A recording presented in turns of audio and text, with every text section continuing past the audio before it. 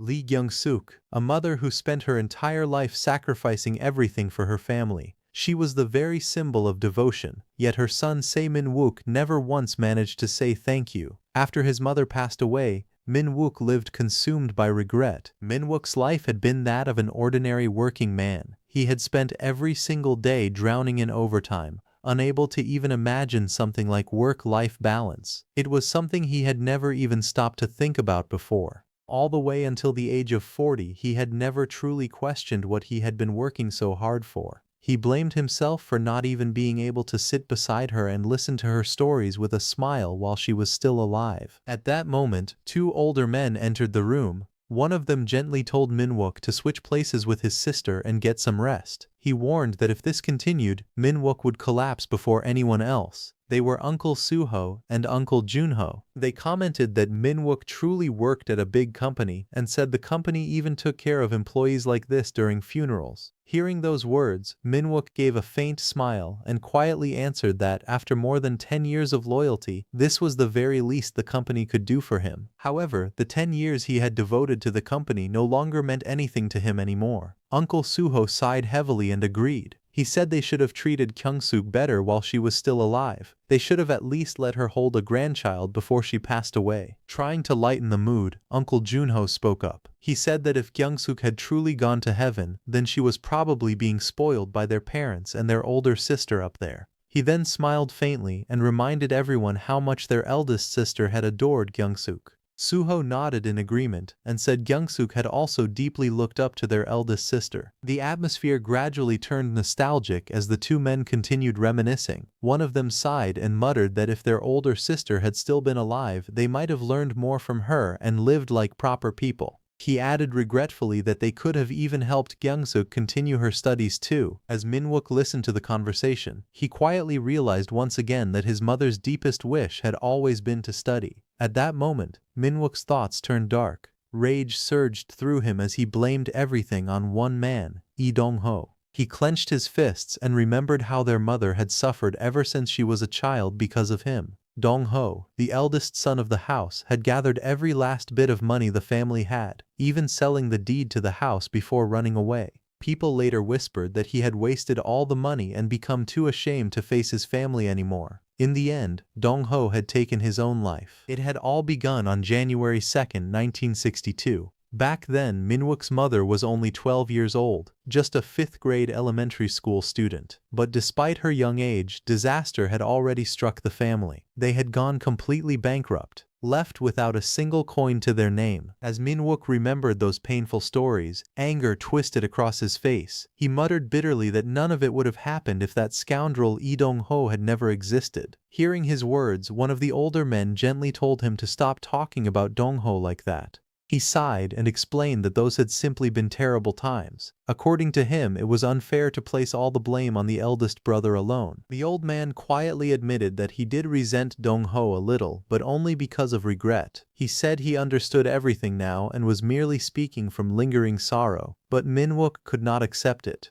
He declared that no matter how terrible those times had been, he still resented Dong-ho deeply and could never understand him. If it had been him, he would have lived differently no matter what happened. But now, he could not do anything. Looking at those precious moments frozen inside the phone, Min-wook realized something too late once again. Regret always arrived one step too late. After leaving the funeral hall, Min-wook returned home. Countless thoughts filled his mind. For a long time, he kept thinking about what he could still do for his mother, even now after everything had already ended. But when he finally entered the empty house, reality hit him once again. There was nothing left he could truly do for her anymore. As he stood silently in the living room, something suddenly caught his attention. His eyes narrowed in confusion when he noticed a strange talisman lying nearby. He picked it up carefully and stared at it. He remembered his mother happily holding the same talisman while calling out to him. She told him that she had spent a lot of money on it because people said it was incredibly powerful. She instructed him that when the day came that he truly needed it, he should do exactly as she told him. Min-wook suddenly snapped in frustration. He shouted at his mother, asking how many times he had told her not to waste money on useless things like that talisman. His voice was loud and sharp, causing his mother to flinch in surprise. Trying to explain herself, she softly insisted that it was different. She told him the talisman had come from an incredibly gifted master, but Min-wook only grew more irritated. He scoffed at her explanation and asked what kind of nonsense she was talking about. In anger, he shouted that if she really had money to waste on things like that, she should have just given the money to him instead. Even after their argument, Min-wook's mother quietly placed the talisman somewhere he could see it clearly. She gently told him that one day he should visit the master who had given it to her. Looking back, Min-wook could not believe how he had ended up living as such a rotten son. Min-wook let out a tired sigh. After thinking for a long time, he finally decided there was only one thing left he could still do for his mother. Since it was her final wish, he searched through her phone and found the fortune teller's number. He decided to visit the place himself, thinking he would at least confirm whether it was all a scam or not. When he arrived, the old master calmly explained the process to him. He said Min-wook only needed to write his name on the back of the talisman using his own blood and add a date as well. Once the ritual was complete, he would return to that exact date. Hearing the explanation about traveling back in time, Min-wook frowned and let out an awkward laugh. He muttered that it obviously sounded like a scam. However, the old man simply looked at him and asked whether that was truly what he believed. He explained that if someone believed, then it could become real, but if they refused to believe, then it would remain nothing more than empty words. Min-wook forced out a nervous smile while listening to the strange explanation. Half-jokingly, he asked if that meant he would actually become that person. The old master suddenly leaned forward. A strange smile appeared on his face as he let out a low chuckle. He told Min-wook that no matter what he was thinking, returning to the past inside the body of someone still alive was impossible anyway. Because of that, the exact date he wished to return to did not truly matter. Hearing those words, Min-wook's expression immediately stiffened in confusion. Before he could properly react, the old man revealed that instead of going back normally, the moment the original owner of a body died, Min-wook would enter that body in their place and live again. The old master calmly told Min-wook once again that if he truly believed, then it would eventually come to pass. He added that everything depended entirely on him. After hearing those mysterious words, Min-wook accepted the strange talisman and spent the next year living with absolute faith that the impossible would one day happen. During that time, he devoted himself completely to preparation. His room slowly filled with books, newspapers, notes, and endless records about economics, businesses, history, and powerful families. Every wall became covered with information from different decades. He researched important figures, major companies, future opportunities, and even personal details about influential people. There were reminders pinned everywhere, timelines stretching across the walls, and stacks of documents scattered around the room. Min-wook spent countless days and nights studying everything he believed could help him survive and rise to the top once he entered the past. By the end of that year, his entire life had become focused on preparing for the moment he would finally be reborn into another person's body. Standing before his parents' grave, Min-wook quietly said that he was home. A faint smile appeared on his face as he admitted that he missed both his mother and father deeply. Still, he felt that he missed his mother a little more, perhaps because it had only been a year since she passed away. After taking a deep breath, he finally made up his mind. He declared that it was time to try it. Holding the talisman in his mouth, he thought to himself that if everything turned out to be a lie, then he would simply return to living his empty and half-hearted life as before.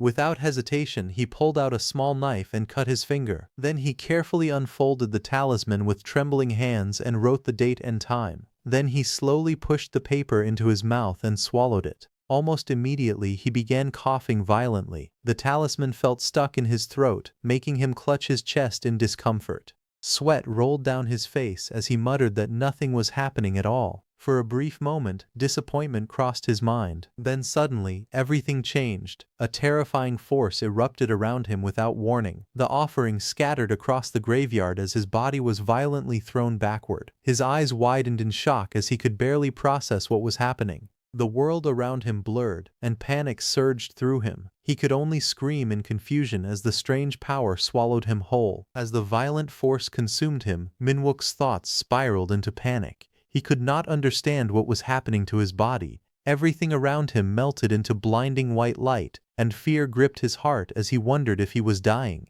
A massive pillar of golden light suddenly engulfed him completely. Floating helplessly inside it, he began cursing himself in regret. He wondered if he had made a mistake by trusting that suspicious fortune teller and writing Lee Dongho's name on the talisman. His consciousness started fading in and out. Through the endless darkness, he weakly called out Dongho's name while trying to understand where he was. Then faint voices suddenly echoed around him. Someone urgently shouted at Dongho to open his eyes and asked if he was okay. Hearing the unfamiliar voices, Minwook slowly regained awareness, still confused about what had just happened to him. However, the moment he tried to move, panic filled his mind. He realized he could not control his body at all. He wondered in fear what was happening to him. Then a terrifying thought crossed his mind. The fortune teller's words suddenly resurfaced in his memory.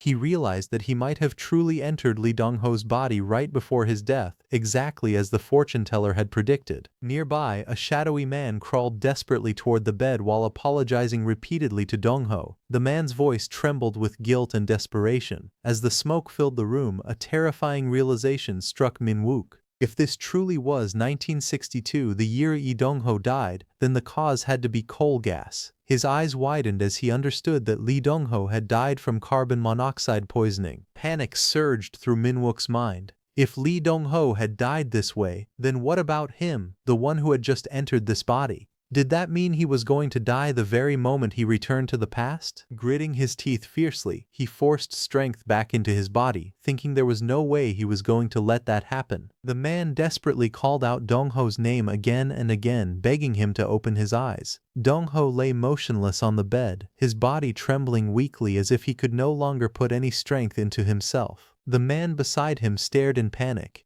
Tears formed in his eyes as he apologized to Dongho, admitting that he still wanted to live no matter what. He promised that he would definitely succeed and swore that he would repay Dongho's mother and younger siblings for everything. At the same time, Dongho struggled to stay conscious. His vision blurred as he realized he could no longer see his uncle's friend clearly. He wondered if the man in front of him was actually the one who had killed his uncle. The man lowered his head and told Dongho to rest in peace. But the moment he finished speaking, greed immediately appeared on his face. With trembling eyes, he suddenly began searching around frantically, wondering where Dongho had hidden the stock certificates. As the man continued speaking about selling the stocks Dongho had bought and giving the money to his parents and younger siblings, Dongho's trembling hand suddenly clenched tightly into a fist. In that instant, his eyes snapped open with fury. Before the man could react, Dongho lunged forward violently and smashed his fist straight into his face. The unexpected punch sent the man flying backward as he screamed in shock and pain. The man stared at Dongho in disbelief, barely able to process what had just happened. But Dongho slowly rose from the bed, his body shaking with rage. He cursed the man furiously, calling him a bastard for pretending to be a friend while allowing greed and money to blind him.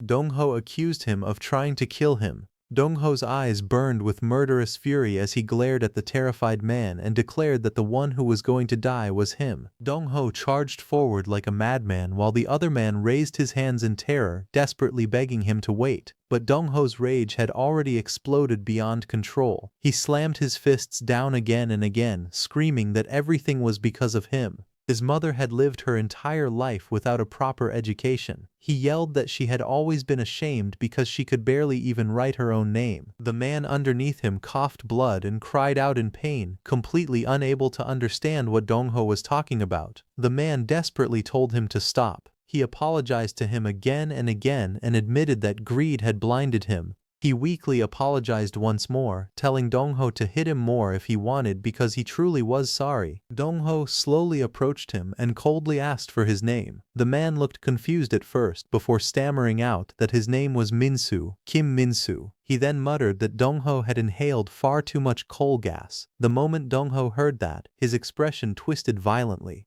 He grabbed Minsu by the collar and demanded to know what he meant by coal gas. Dongho's mind raced in confusion. He wondered whether he had really passed out because of coal gas or if Minsu had intentionally done something to him. Minsu desperately tried to calm him down and asked Dongho if he truly did not recognize him. He swore that no matter how greedy he became, he would never go as far as murdering someone. He had only acted that way because he believed Dongho was already going to die anyway. Dongho clicked his tongue and slowly calmed down as he looked around the room. After thinking carefully, he realized the coal briquette heater was completely empty. That meant this was neither suicide nor murder, but simply a tragic coal gas accident during the middle of winter. But then his eyes suddenly locked onto the calendar hanging on the wall. His expression stiffened in confusion as he stared at the date written on it. It was February 1962. This was the exact time period right after Lee Dong-ho had died. Back in 1962, there had been a massive stock market crash that ruined countless people overnight. His uncle had been swept up in it, lost all of his money, and eventually ended up dying miserably. His mother's family had been so busy trying to survive during those harsh times that they could not even properly recover the body. She said that if his uncle had not become obsessed with stocks and rushed all the way to Seoul, things might have turned out differently. Hearing this, Min-wook realized that if the stock market crash had happened in May of 1962, then Lee Dong-ho should not have died before June. Yet the calendar clearly showed February. That could only mean one thing. Lee Dong-ho had died several months earlier than he originally should have. The realization made Dong-ho freeze for a moment before a grin slowly spread across his face. To him, this felt like an unbelievable stroke of luck right after returning. Meanwhile, Min-soo explained what had happened that night. Before going to bed, he had gone out to buy cigarettes. But while he was outside, the nighttime curfew suddenly began. Left with no choice, he hid inside an empty warehouse until the curfew ended. As soon as it was over, he rushed back home, only to find Dong-ho foaming at the mouth from the coal gas. At the same time, fragments of Lee Dong-ho's memories continued mixing together inside Min-wook's mind. He remembered that during this era there was a strict nighttime curfew that lasted from midnight until 4 in the morning.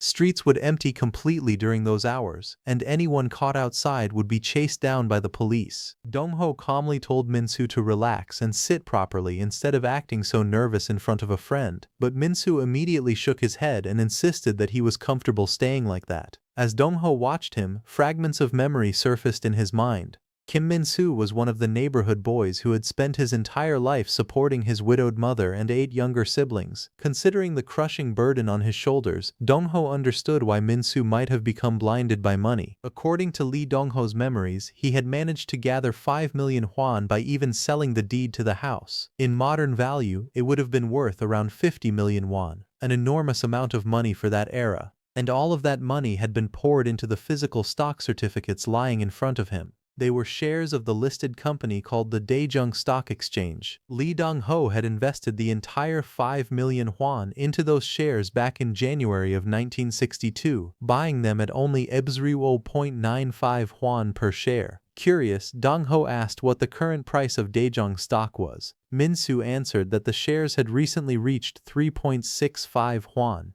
The moment Dong-ho heard that number, his eyes widened. In just a short amount of time, the investment had already multiplied by more than 300%. Including the original investment, the total value had already reached nearly 20 million won, and it was still only February. A faint smile slowly spread across his face as he muttered for Min-soo to pack his things once the sun came up. Deep inside, he could hardly believe the opportunity that had fallen into his hands. It seemed Lee Dong-ho truly had possessed an eye for making money. Later, Dong-ho stepped outside and walked through the streets of the city. The atmosphere of the era surrounded him everywhere he looked. Nearby, several children sat together eating from metal bowls. One of them shouted excitedly that there was meat in the porridge. Another quickly laughed and explained that it was only leftover US Army cigarette butts someone had picked up. A third child suddenly cried out after finding a toothpick mixed inside the food. Watching the scene, Dong-ho quietly recognized the dish they were eating. It was the infamous pig slop porridge, the desperate meal many poor people survived on during those difficult times. The meal was made from food waste discarded by the US military bases after the war. Even something like that was still out of reach for countless homeless children wandering the streets. Although the Korean War armistice had been signed back in 1953, for ordinary people, the struggle for survival had never truly ended. Every single person was still fighting their own war every day. As Dong-ho thought about his mother, he could not help but wonder how she had managed to endure all those years without Lee Dong-ho by her side. At that moment, Min-soo approached him and casually asked if he was hungry and wanted some pig slop porridge. Dongho's face immediately stiffened, and he quickly refused, saying he was fine. Soon after, Min-soo called out to him, asking if he really planned to stay there any longer. He suggested they should sell all the stocks, head down to Gunwi, and finally enjoy life properly. However, Dongho refused, telling Min-soo that he was not planning to sell his shares yet. If he wanted to leave, then he could sell his own shares and head down first. Dongho looked at him in disbelief and asked if Min-soo seriously thought they would keep sharing a room together after this. He said that he would let him off this time because of their history, but the next time they met, they would basically be strangers. Hearing those words, Min-soo lowered his head and apologized to Dongho with a trembling voice. Dongho quietly looked at him and thought that, in the end, Min-soo was still just a kid barely 20 years old. To someone like him, who had already lived past 40 before returning to the past, Min-soo only looked like a lovable brat. With a faint smile, Dongho gently told him that he did not hold any grudges against him. Then he reached out and patted him on the head. Min-soo panicked the moment Dongho raised his hand. He immediately covered his head and cried out, begging Dongho not to hit him. They were standing in the middle of the main road, and Dongho could only let out an awkward sigh. In his previous life, he had been known as the useless son of a wealthy family, and now he apparently looked like some kind of street thug. Thinking about it, he wondered if he could really keep living like this. With a helpless smile, Dongho reassured Min-soo that he was not going to hit him anymore because he had changed. Then Dongho pulled out a thick stack of money and handed it over. He calmly said that it should be around 300,000 won and told him to buy some meat soup for his younger siblings. He also reminded him that he had earned all of that money himself. Min-soo stared at him with tears streaming down his face. In a trembling voice, he called out Dongho's name and asked if he was truly forgiving him. Dongho calmly told Min-soo that whether he forgave him or not did not really matter anymore. From now on, they would live like strangers. Still, he added that if fate ever brought them together again someday, they could sit down and share a drink. For the next week, Dongho focused entirely on making the drifting memories of Lee Dongho truly his own. At the same time, he trained relentlessly and worked to adapt to living in his new body. Even he found it unbelievable that a man in his 20s could possess such monstrous strength. He felt that if he did not tire himself out every single morning, the overflowing energy in his body would never settle down. As the days passed, Dongho fully accepted the truth. He was Lee Dongho now. One day he headed toward Myeongdong.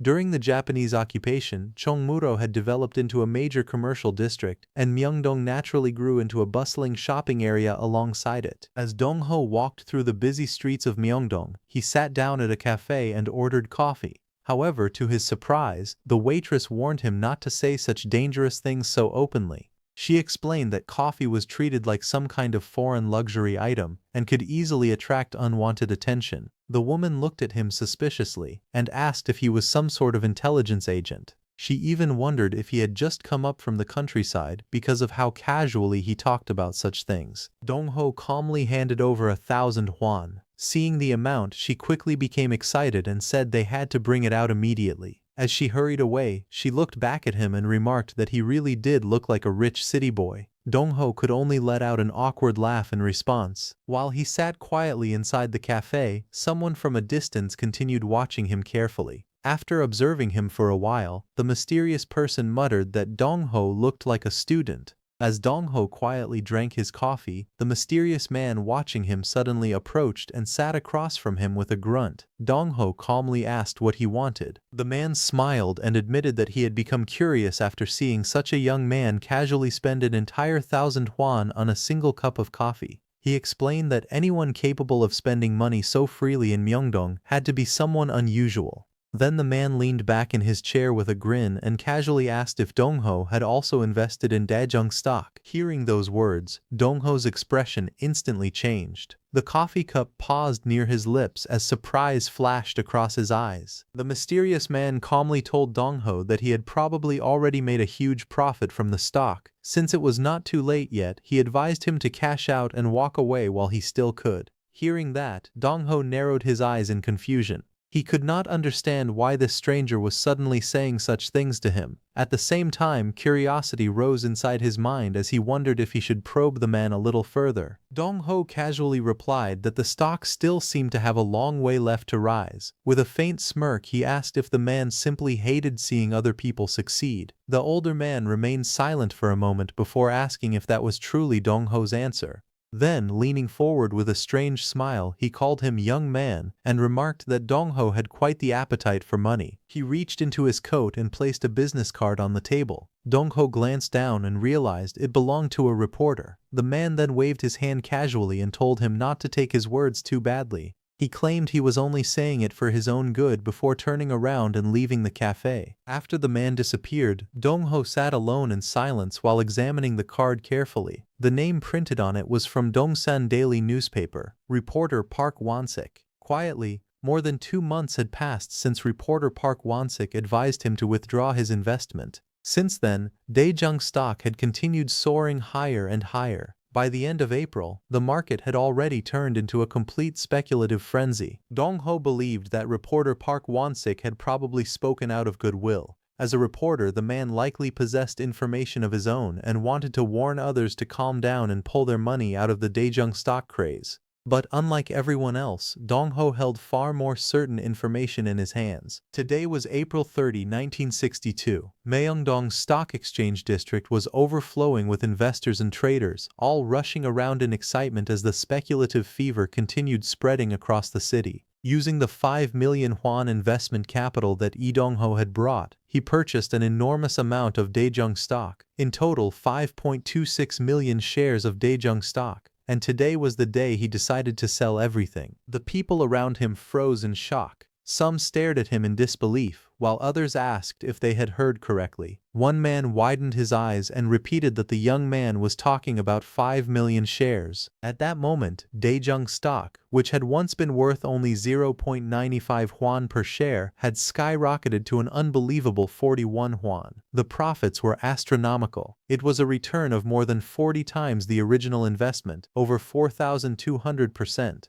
Roughly speaking, the 50 million won had now become nearly 2 billion. Without hesitation, he sold every single share. Meanwhile, the people around the exchange mocked him openly. Some laughed and called him a foolish young man who understood nothing about stocks. Others hurried to buy up the shares he had just sold, believing he had made a terrible mistake. A few even pitied him, saying that he would probably regret selling those stocks for the rest of his life. However, Dong-ho did not care. To him, those so-called stock people were nothing more than fools who believed they were smarter than everyone else. None of them realized that from this very moment onward, history was about to repeat itself through another devastating wave of stock speculation. Later, he withdrew all of his funds, but he only withdrew 10 million won in cash and deposited the rest into his account. At the same time, he already knew the truth. Starting that very day, the leading stocks would begin collapsing at terrifying speed. The market soon descended into complete chaos. Investors screamed in panic as prices crashed like falling blades across the trading boards. Fear spread through the exchange hall, while fortunes disappeared in an instant. In the end, the massive collapse became known as the stock market crash of 1962.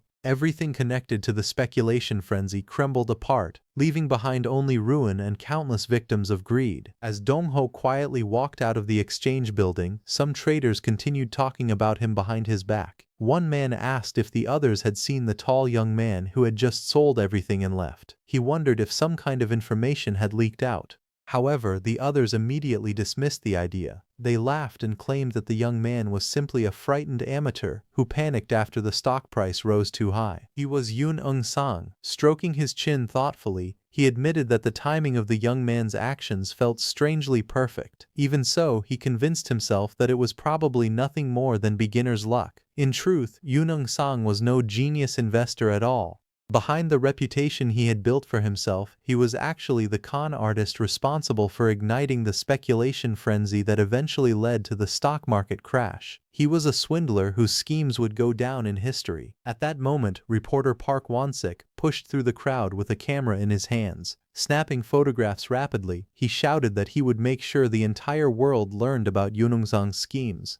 But when he saw Dongho sell all his stocks, he began wondering whether the young man had pulled out his investment because he possessed inside information, or if he had simply listened to his warning. No matter the reason, he was glad the young man had escaped before disaster struck. In his eyes, the young man had managed to step off the express train headed straight to hell just in time. Meanwhile, Dongho walked through the pouring rain with excitement burning inside him. He could hardly believe that he was finally rich. He thought about meeting his mother again and imagined using the money to send her to school while still living a luxurious life himself. To him, it felt like an incredible era where money could endlessly create even more money. He decided that his next destination would be Gunwi. He planned to prepare carefully for the future that was about to unfold, step by step. Deep inside, he swore that his mother would never again suffer through the pain of that harsh era. But as he walked through the rain, memories of the suffering around him surfaced in his mind. He remembered the misery people had endured and began questioning himself. He wondered why he had studied so hard in his previous life and why he had been given the chance to return to the past.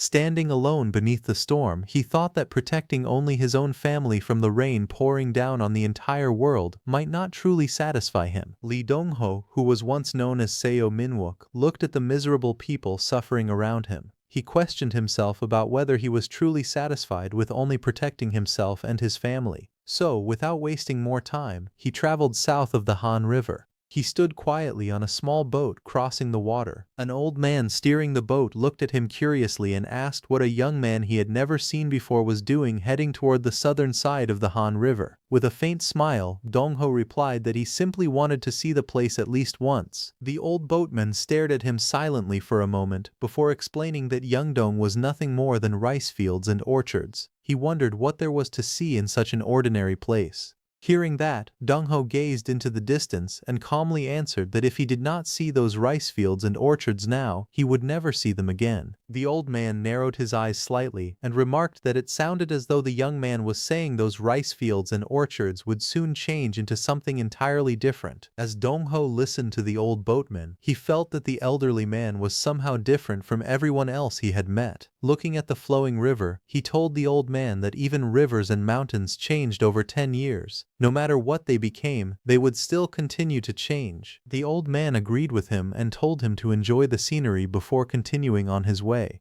Dongho thanked the old man and headed toward Yeongdong, the land that would one day become Gangnam, the Golden Prime district of Korea. As Dongho walked across the wide empty land, he admitted that he had never imagined it would feel so vast and open. Yet he already knew what the future held for this place. After the Hanam Bridge was built in 1969, the area would transform into land worth as much as gold itself. Towering buildings and endless development would eventually rise there. The land would bring unimaginable profits to powerful people and to the few fortunate enough to ride the wave of skyrocketing land prices. But Dongho knew the truth.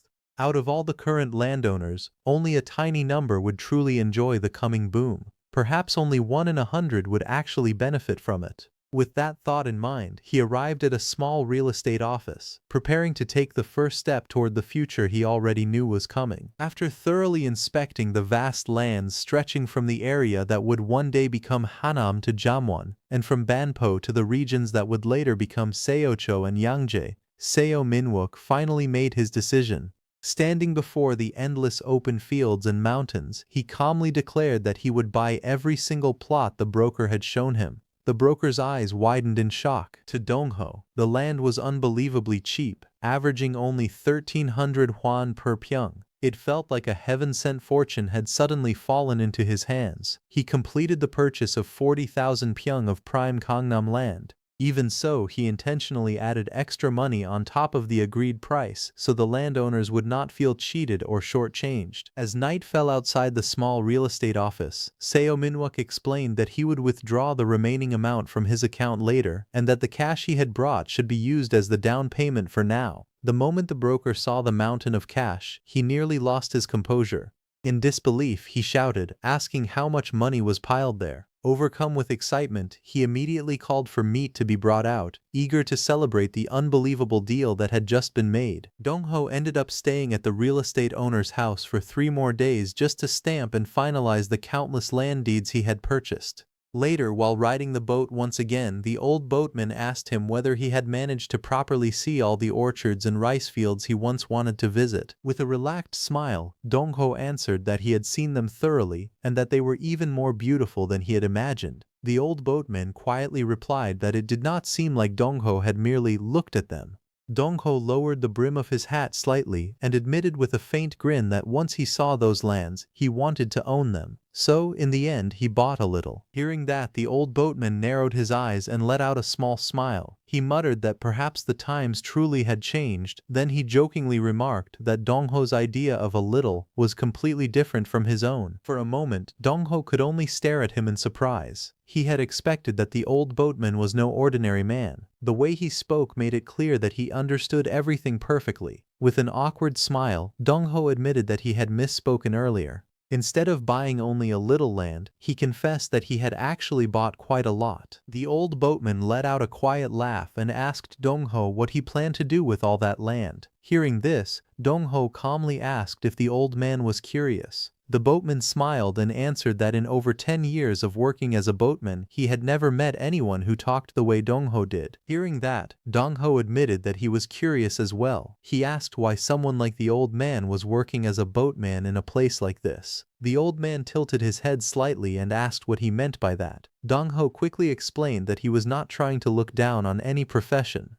However, the old man did not seem like someone who could simply be an ordinary boatman. He also added that he doubted the old man had truly been working as a boatman continuously for all those 10 years. The old boatman smiled and told Dong-ho to answer first, promising that he would answer afterward as well. He then asked what Dong-ho planned to do with all the land he had bought. A faint smile appeared on Dong-ho's face as he answered that the land he purchased was an investment in the future. The old man's expression turned cold as he clicked his tongue in disappointment. He declared that Dong-ho was far more disappointing than he had expected. Pointing directly at him, the old man stated that he did not deserve to hear his answer. Dong-ho stared at him in confusion and asked if the word investment sounded wrong somehow. The old boatman narrowed his eyes and observed that Dong-ho looked barely 20 years old. He asked if his family had collaborated with the Japanese or if he had a soldier in his family. He scoffed that someone his age should not already be talking nonsense about investment. Dong-ho felt his irritation rising. In his mind, he complained that the old man was seriously getting on his nerves. Still, he could not simply dismiss him as a cranky old geezer because there was something strangely intriguing about him.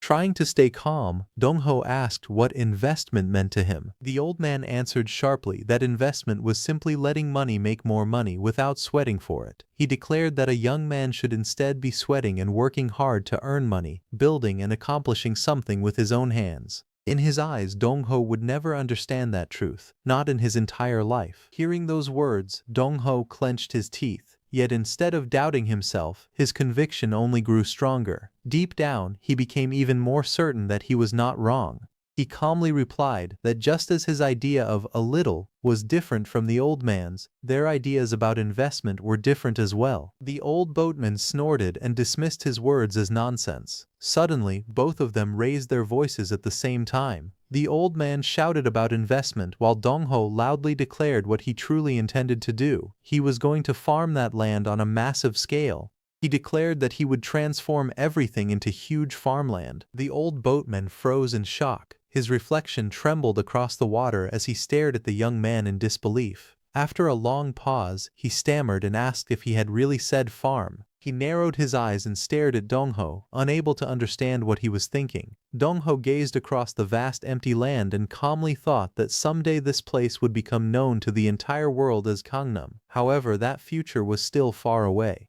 Instead of leaving the land abandoned until then, he decided that he would use it as farmland for the time being. Hearing his explanation, the old man let out a sigh and commented that it was farmland to begin with anyway. He then looked at Dong-ho and muttered that he truly was a crazy young man. The old boatman stared at Dong-ho and remarked that it was only natural to farm on farmland. Yet Dong-ho had bought all that land while calling it an investment, only to claim that he would use it for farming.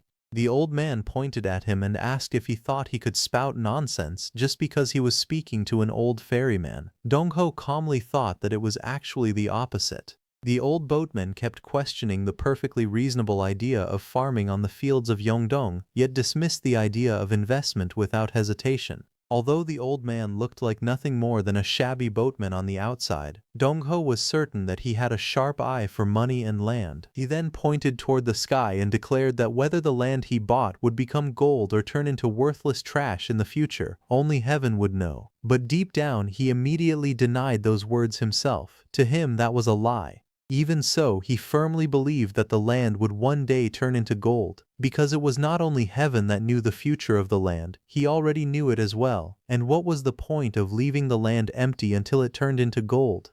Instead, he decided that he would do the work the country needed the most but continued to ignore. That work was farming. He recalled the streets of Myeongdong in Seoul, where he had spent most of his life after being reborn. He had personally seen wealthy stock traders throwing away piles of leftover food while starving children desperately searched through scraps just to boil something to eat. To him, the barren lands of Yeongdong were no different. In post-war 1962, the area looked less like modern Korea and more like something straight out of the Chosun era when the entire country was starving and struggling. In his eyes, there was no better long-term investment for the future than farming. The old boatman quietly listened before a gentle smile slowly appeared on his face. After a long silence, he admitted that he was glad he had waited there. Dong-ho looked at him in surprise and asked if he had been waiting for him. The old man nodded and revealed that Dong-ho was the first person he had met since his father who spoke with such conviction about the land and farming. He then introduced himself, saying that his surname was Choi. Although he admitted that he felt too ashamed to reveal his full name, he simply asked to be called Mr. Choi instead. The moment Dong-ho heard that, his eyes widened as a memory surfaced in his mind. He finally remembered where he had seen that man before. Although Mr. Choi spoke with a Seoul accent, he could not completely hide the regional tone of Gyeongsang-do. He recalled reading about a powerful family with the surname Che from Gyeongsang-do. They had once poured their entire fortune into founding a university to nurture talented people,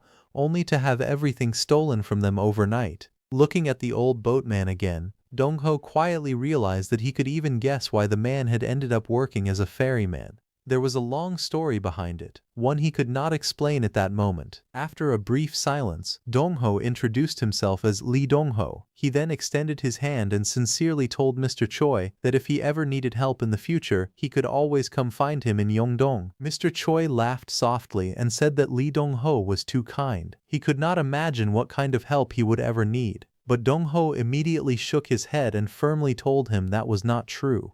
Grabbing the old man's hand tightly, he sincerely asked him to come see him anytime he ever felt lonely or frustrated. Dong-ho promised that just as Mr. Choi had waited for him at the ferry, he would also be waiting for him in the future. Mr. Choi looked at him quietly before letting out a warm laugh and agreeing. As Dong-ho stepped off the boat, a thought lingered in his mind. A real world, in his eyes, was one where good people could live well. Yet he was no longer sure that the world he used to live in could be called such a place. Thinking about Mr. Choi, Dong-ho wondered at what point modern history had become so twisted. He wanted to untangle those knots with his own hands and set everything back on the right path. Before leaving, he told Mr. Choi that if he ever came looking for him, he could find him in the village across the river, at Old Man Choi's house. As Lee Dong-ho walked away from the ferry, he recalled Mr. Choi mentioning that he had 3 daughters. Among them, the third daughter was said to be the prettiest of them all. Sometime later, the village headman approached Dong-ho while they stood in the middle of the land he had been purchasing throughout Yeongdong.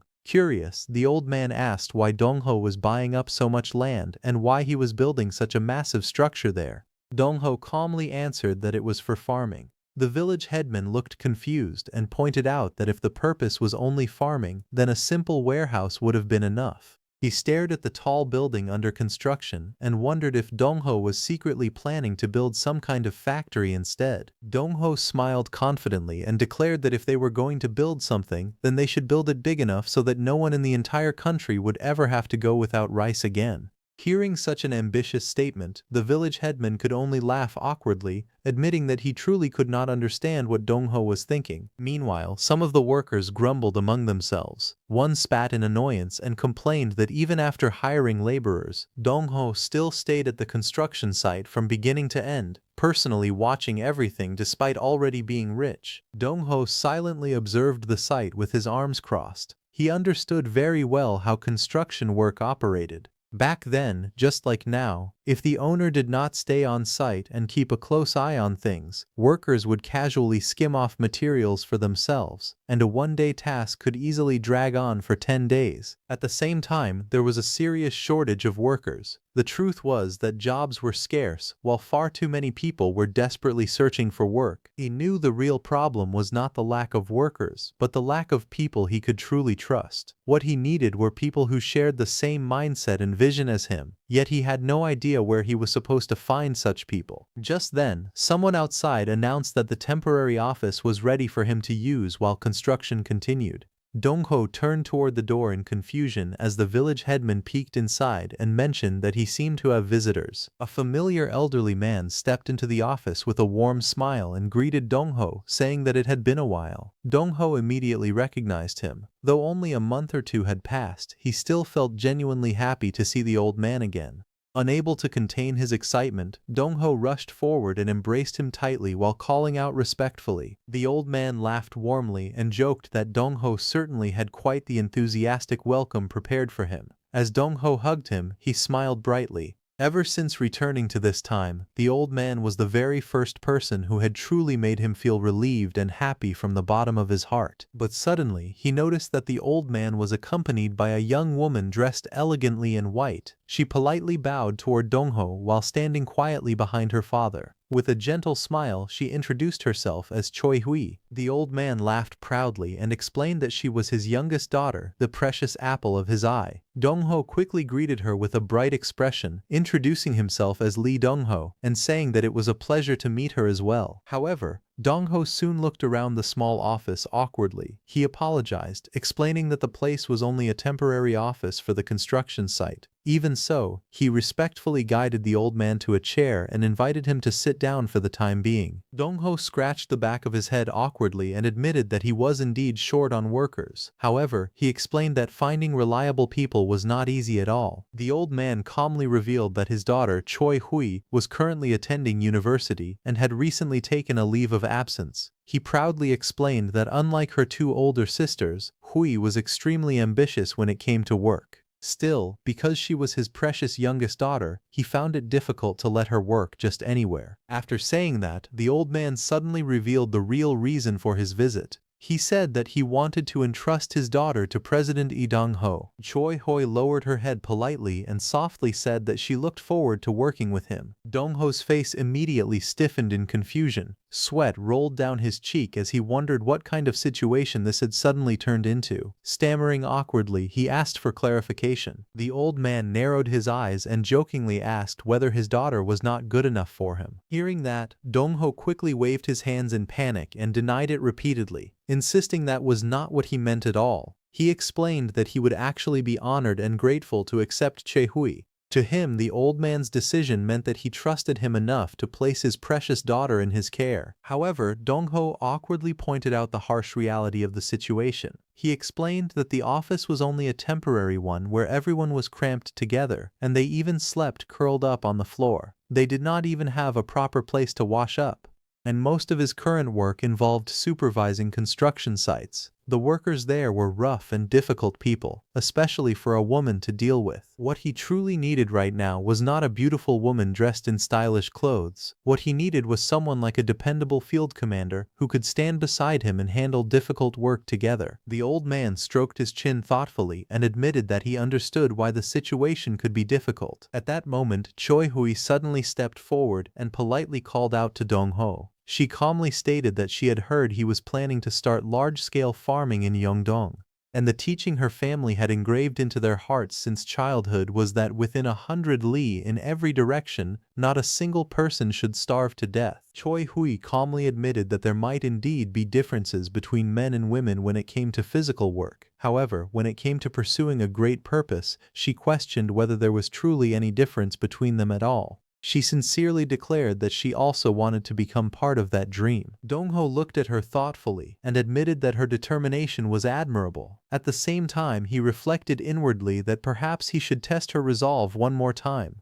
Even though it was the 1960s, he felt that bringing up the issue of men versus women might have been somewhat out of line. Still, the mention of her family's teachings caught his interest. He then brought up a rumor about the Choi family, saying that daughters-in-law who married into the family were expected to wear nothing but plain cotton clothes for 3 years. Looking directly at Choi Hui, he asked whether she would truly be willing to give up fancy clothes, wear simple cotton garments instead, and dirty her hands with soil while working in the fields. The old man looked at Dong-ho in surprise and asked how he even knew about the Choi family traditions. Dong-ho laughed awkwardly, but before he could explain himself properly, Choi Hui suddenly froze after hearing his earlier words. With a confused expression, she nervously asked if he was by any chance proposing to her right at that moment. Dong-ho immediately realized how his words had sounded. He quickly denied it and explained that he only meant to ask whether she could work with him while keeping that same determination and resolve. After hearing his explanation, Choi Hui smiled softly and said that she understood what he truly meant. She admitted that she had only been surprised because he seemed to know so much about her family situation. Wanting to respond to his sincerity, she decided to surprise him as well. With a gentle expression, she declared that, just as he had suggested, she would wear plain cotton clothes for the next 3 years. Then she politely bowed and asked him to take good care of her from now on. Dong-ho became even more flustered after hearing those words. He tried to explain himself once again, but before he could continue, the elderly man sitting nearby quietly smiled with satisfaction as he watched the scene unfold. Seeing this situation, Dong-ho smiled, thinking that it could all be called fate. From the beginning, buying land in Yeongdong among all the vast regions in Korea had already seemed like the obvious choice for someone thinking far ahead into the future.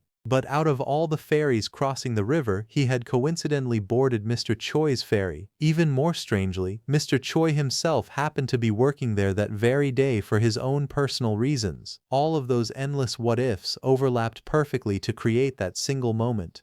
To him, it felt like an unbelievably strange yet precious connection. At the exact moment he needed people he could truly trust, fate had led him to meet individuals he could rely on completely. Back in the room, Mr. Choi finally reminded Dong-ho that he should properly return Choi Hui's greeting before she ended up hurting her back from bowing for so long. Startled, Dong-ho quickly realized his mistake and awkwardly responded in agreement. He declared that he would also be in her care from now on. Hearing his clumsy response, Choi Hui could not help but cover her mouth and laugh softly. Sometime later he called out to Miss Choi Hui and reminded her that he had already explained before that the cotton clothes part was mostly symbolic. However, Miss Choi Hui appeared wearing simple traditional-style cotton clothing while holding documents in her arms. Calmly, she told Dong-ho that a woman's words should be treated as if they were worth 1,000 pieces of gold because such promises carried great weight. Hearing this, Dong-ho could only smile awkwardly. He admitted that while he understood her determination, he truly could not get used to such old-fashioned sincerity. To him, the difference between people from the 2020s and those from the 1960s was enormous. Still, there was one thing he could say for certain: she was incredibly old-fashioned in the best possible way. At first, Choi Hui seemed completely lost and struggled to adapt to the unfamiliar environment. However, she learned surprisingly quickly and gradually began handling things with confidence. As he watched her work, he could not help but think about the family that truly deserved to be called aristocrats. In Gyeongju, there had once been a legendary Manseokun family, a household so wealthy that people said one could not walk 10 steps without stepping onto their land. For 400 years, the family had been known as the richest household in Gyeongju. Yet despite the saying that a wealthy family could survive for 3 generations even after going bankrupt, they chose a completely different path. Instead of preserving their fortune, they spent their lives giving back until their wealth slowly disappeared. During the Japanese occupation, the family established baeksan trading in order to secretly support the Korean independence movement. They willingly abandoned their position as wealthy magnates and poured their resources into the cause. On top of that, they even donated all the company funds they had borrowed from the Shosun Industrial Bank to support the independence movement. In the end, every last bit of their fortune was funneled into independence funds for the country. After Japan's defeat, land reform policies and compensation through land securities made the collapse of the great landlord families unavoidable. Even so, the wealthy family of Gyeongju endured their downfall with smiles on their faces. Rather than clinging to their remaining fortune, they donated everything they had left to build a university in Daegu so future generations could receive an education. They were not simply a rich family, a wealthy household, or a powerful conglomerate. They truly walked the path of nobles, fulfilling their responsibility to society until the very end. That noble family eventually entrusted the operation of the university to the richest man in Gyeongsangdo at the time, Lee Hyun-chul of Daeseong. During their meeting, Lee Hyun-chul confidently promised that he would turn the institution into the greatest university south of the Han River.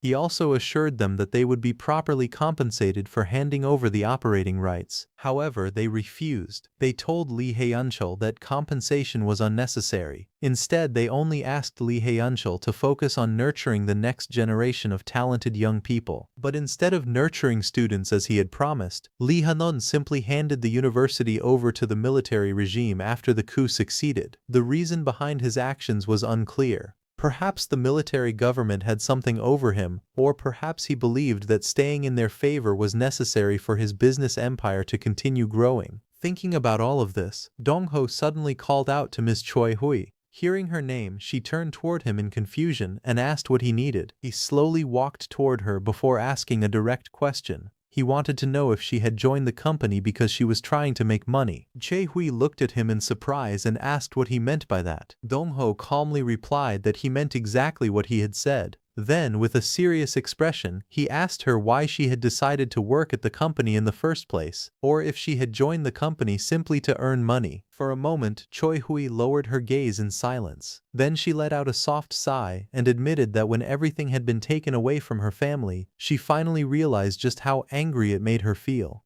To her, there was a huge difference between willingly giving something away and having it stolen. Even if the amount of money was the same, the feeling behind it was completely different. Hearing her answer, Dong-ho understood even more clearly that the story of the Che family was also Choi Hui's story. The bitterness of losing everything had been carved deep into her heart. He then asked her what she would do if she managed to earn back everything that had once been taken from her. Choi Hui answered without hesitation. She said the answer was obvious. With her own hands, she would become the one who gives instead of the one who loses. She never wanted anyone to take things from her again. At that moment, Dong-ho realized the meaning behind her plain cotton clothes. They were not simply old-fashioned clothing, but a symbol of her determination. They represented the resolve of someone who truly intended to practice noblesse oblige and live as a real noble through her own actions. Dong-ho smiled and told Choi Hui that it was good to hear her answer. He promised that he would help her make money and reclaim everything that had once been taken from her. As time passed, Choi Hui gradually became deeply involved in the construction work. Before long, she was running all around the construction site in his place, handling every task carefully and reliably. She even carried snacks to the workers, warmly telling them to eat before continuing their work.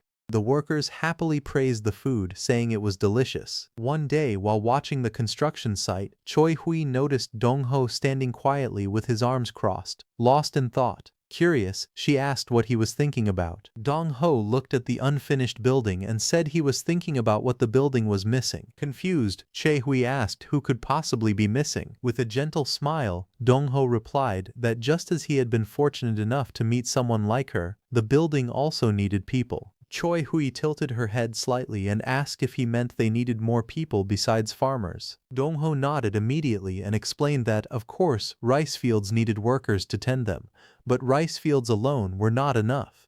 They also needed people who could create value from the rice that was grown. After a moment of silence, she admitted that her father had told her to trust him and learn from him. Even so, she still felt that there were many other businesses that could make far more money than farming. She asked why he had chosen farming out of all possible industries. For a brief moment, Dong-ho looked toward the sky as if recalling important memories of his mother. Then he casually told her that she would understand soon enough. The workers nearby quietly watched the two of them talking together in the middle of the field. One worker wondered why Choi Hui always brought snacks for everyone yet never ate any herself. Another worker glanced at the pair and commented that they were probably important people discussing important matters. Even so, he could not help but admire how beautiful and kind-hearted Choi Hui was. To him she looked like a fairy who had descended from heaven. His companion immediately told him to stop dreaming, saying that a woman like her was far beyond the reach of someone like him. Embarrassed, the worker quickly defended himself, explaining that he was only happy to see someone as kind as her around the construction site. After hearing the workers talk about Choi Hui, Dong-ho finally understood the situation better. He calmly turned toward her and mentioned that she had said she was currently taking a leave from S University. Soon after, the two of them arrived at the College of Agriculture at S University's Suwon campus.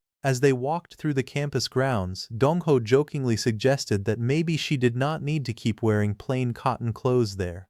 But Choi Hui immediately refused with a smile, saying that she could not do that. Hearing her firm answer, he awkwardly laughed and muttered that he would have to be more careful with his words around her from then on. Not long after, loud shouts suddenly echoed across the campus. A crowd of protesting students marched through the area, demanding that the Korea-US Status of Forces Agreement be concluded immediately. Others shouted for U.S. troops to leave Korea and repeatedly yelled for them to go home. Watching the intense protest unfold, Dong-ho quietly thought to himself that, considering the era they were living in, campus demonstrations like these had become a very common sight. As the protest continued across the campus, one of the students suddenly noticed Choi Hui in the crowd. The man waved at her in surprise and shouted her name, saying he had heard that she had taken a leave from school. Choi Hui politely greeted him as her senior and bowed slightly. The senior curiously asked what had brought her to the College of Agriculture. Then he looked at her clothes in confusion, pointing out that she was wearing thick cotton clothing even in the middle of the heat. Choi Hui calmly explained that they had come to the College of Agriculture because there was someone she needed to meet there. However, before she could say anything more, Dong-ho immediately stepped forward, his sharp gaze locking onto the senior as he questioned why he kept bringing up the clothes. He directly asked if there was some kind of problem with what she was wearing. Caught off guard by the sudden pressure, the senior quickly became nervous and awkwardly explained that he did not mean anything by it. After calming himself down, he turned toward Dong-ho and carefully asked who he was, wondering if he was also a student at S University. As he looked at him, a thought crossed his mind. He wondered whether the school someone came from had truly been that important even back then. Back when he had been Seo Min-wook, people had always judged others by their background. While he sat alone at his desk, working quietly, others whispered behind his back. They questioned which university he had graduated from and mentioned XX University with doubt. They also wondered where his hometown was and what his parents did, they questioning whether his English was truly good. Others mocked the idea, saying that even if his English was good and even if he was good at his job, it meant nothing if no one in the company was willing to pull him upward. That scene from long ago returned to him. Or rather, it was a scene from what was now a distant future. A moment from the time when he had still been Seo Min-wook came back clearly. He remembered how heavily Korean society valued school ties and regional connections, and he wondered when those things had become so important. For a moment he pressed his fingers against his face and fell into thought. Still, he decided that he might be overthinking the situation. Turning back to the man in front of him, he introduced himself as Lee Dong-ho. Then he calmly asked whether it really mattered if he was a student there or not. The man immediately became flustered. He repeated the name Lee Dong-ho in confusion and admitted that he had never heard that name before.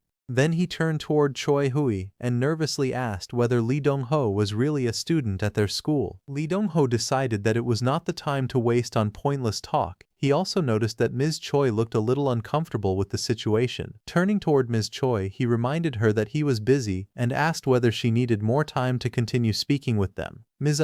Choi hesitated for a moment before calmly answering that she did not. With that, she smiled and told him they should leave, addressing him as president. The two walked away together, leaving the flustered man behind. After arriving at another part of the campus, Lee Dong-ho looked around and asked whether they had reached the right place. Ms. Che replied that she thought they had, but since it was also her first time visiting that campus, she would have to ask some students for directions. Choi Hui belonged to S University's English Literature department, so it seemed she did not have any particular connection to the Suwon campus. Sei University had not yet become a unified campus in Gwangju. At that time, the law, fine arts, and liberal arts colleges were located on the Dongseongdong campus, while the medical school was in Yeongeon-dong, Jongno-gu. The various colleges were still scattered across different locations. As Lee Dong-ho walked with Chae-hui, he remembered the man with glasses from earlier and asked whether she was close with him. Chae-hui explained that she was not. According to her, he was simply a senior who was very active on campus. She thought that was probably why he had been outside at the protest. Lee Dong-ho listened and quietly acknowledged her explanation. Still, as the senior continued calling out from behind them, Lee Dong-ho noticed something else. He remarked that the man seemed to like her quite a bit. Then he leaned closer with a teasing smile and said that if this was how an unclose senior acted, Choi-hui must have been very popular at school. Chi-hui immediately lowered her gaze and denied it, insisting that it was not like that. However, her flushed face betrayed her embarrassment, and her cheeks burned bright red. Seeing her reaction, Lee Dong-ho laughed lightly and told her that a woman's words could be really heavy. He added that he had been learning that a lot lately, then laughed it off. Choi-hui reacted with surprise, and the two continued walking along the campus path. As they walked, Lee Dong-ho realized that he should stop teasing her so much. He did not want to accidentally make her cry. After asking around among the students, they eventually arrived at a certain professor's office. Lee Dong-ho knocked on the door, and a voice from inside told them to come in.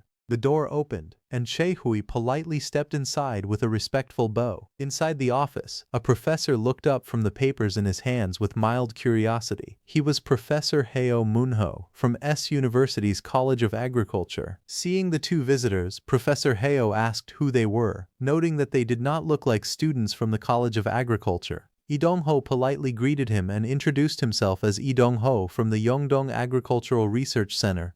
He then introduced the woman beside him as Miss Chae-hae, an employee at his company. He remembers when Miss Chae-hae asked why Lee Dong-ho had chosen to go into farming of all things. Lee Dong-ho paused for a moment, then answered indirectly by asking whether Miss Chae-hae knew what the children at the edge of the village had been eating just then. Chae-hae hesitantly guessed that the children might have been eating grass. However, Lee Dong-ho corrected her and explained that they were eating tree bark. He told her that people all over the country were so hungry that they boiled tree bark just to survive. Others steamed unknown wild plants gathered from the mountains, only to become sick after eating them. That up through the 1960s, most regions harvested rice first and then planted barley as a second crop.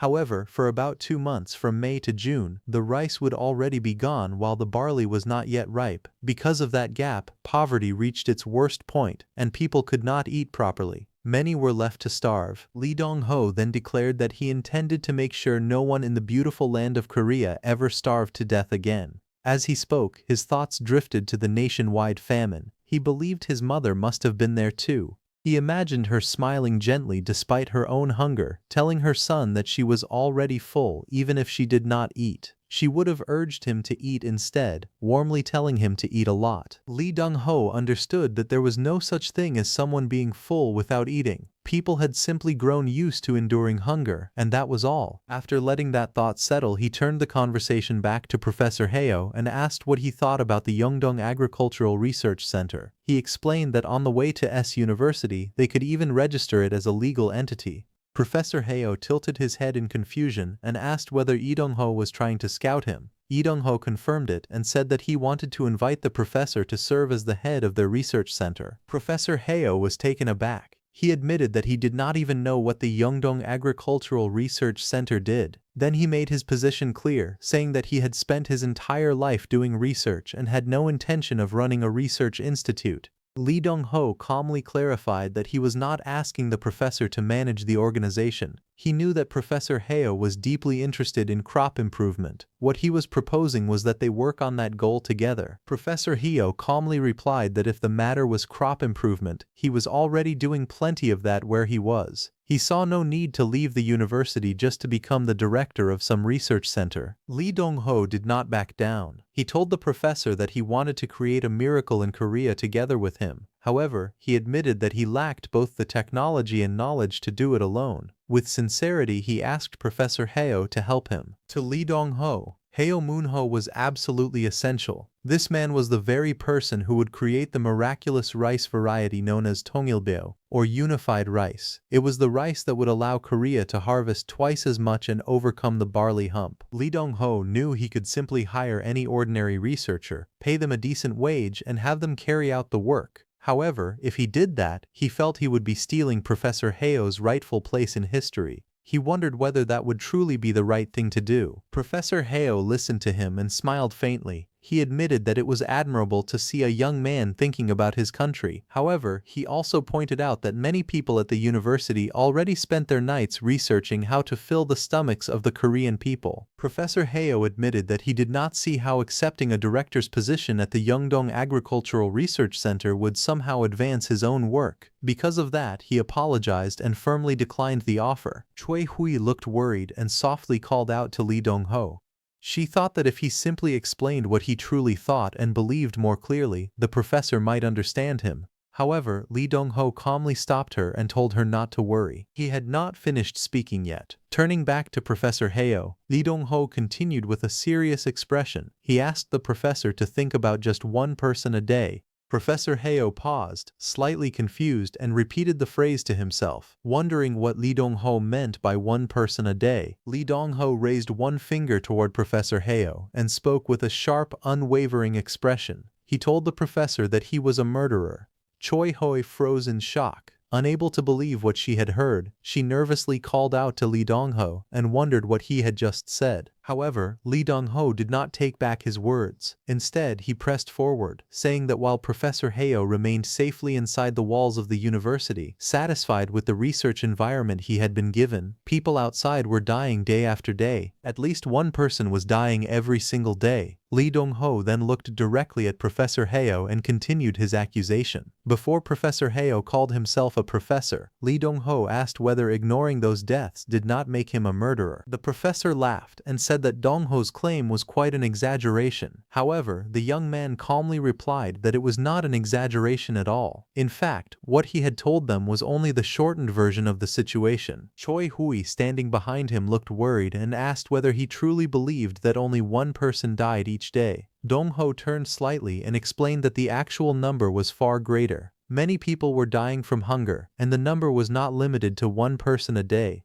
In reality, hundreds or perhaps even thousands of people lost their lives every day. The professor said that he understood what Dong-ho was trying to say. However, he added that he was already conducting plenty of research at the institute. He sincerely believed that the day when his research would save people from hunger was not far away. The young man found the professor's determination admirable. The professor's clear and unwavering gaze showed that he truly considered his research both his duty and his personal calling. His expression carried the firm resolve of a genuine researcher. Realizing that ordinary persuasion would not change the professor's mind, Dong-ho offered him a proposal. He asked the professor to work with him for only 1 year. At the same time, he wondered whether he could shake the professor's stubborn determination, even a little. He then directly pointed out that the professor's current research had a weakness. Looking seriously at him, Dong-ho said that the professor must already be aware of that weakness himself. The professor remained silent and slowly loosened his tightly clasped hands. Dong-ho noticed the slight change in his expression and realized that the professor's determination was beginning to waver. A small, confident smile appeared on Dong-ho's face. Dong-ho then mentioned the term hybrid sterility. The professor's eyes widened in shock. He immediately asked how Dong-ho knew about that problem. Dong-ho calmly explained that no matter how hard the professor worked to improve the strain, the resulting plants eventually became sterile. Because they could no longer reproduce, the professor was unable to continue improving them any further.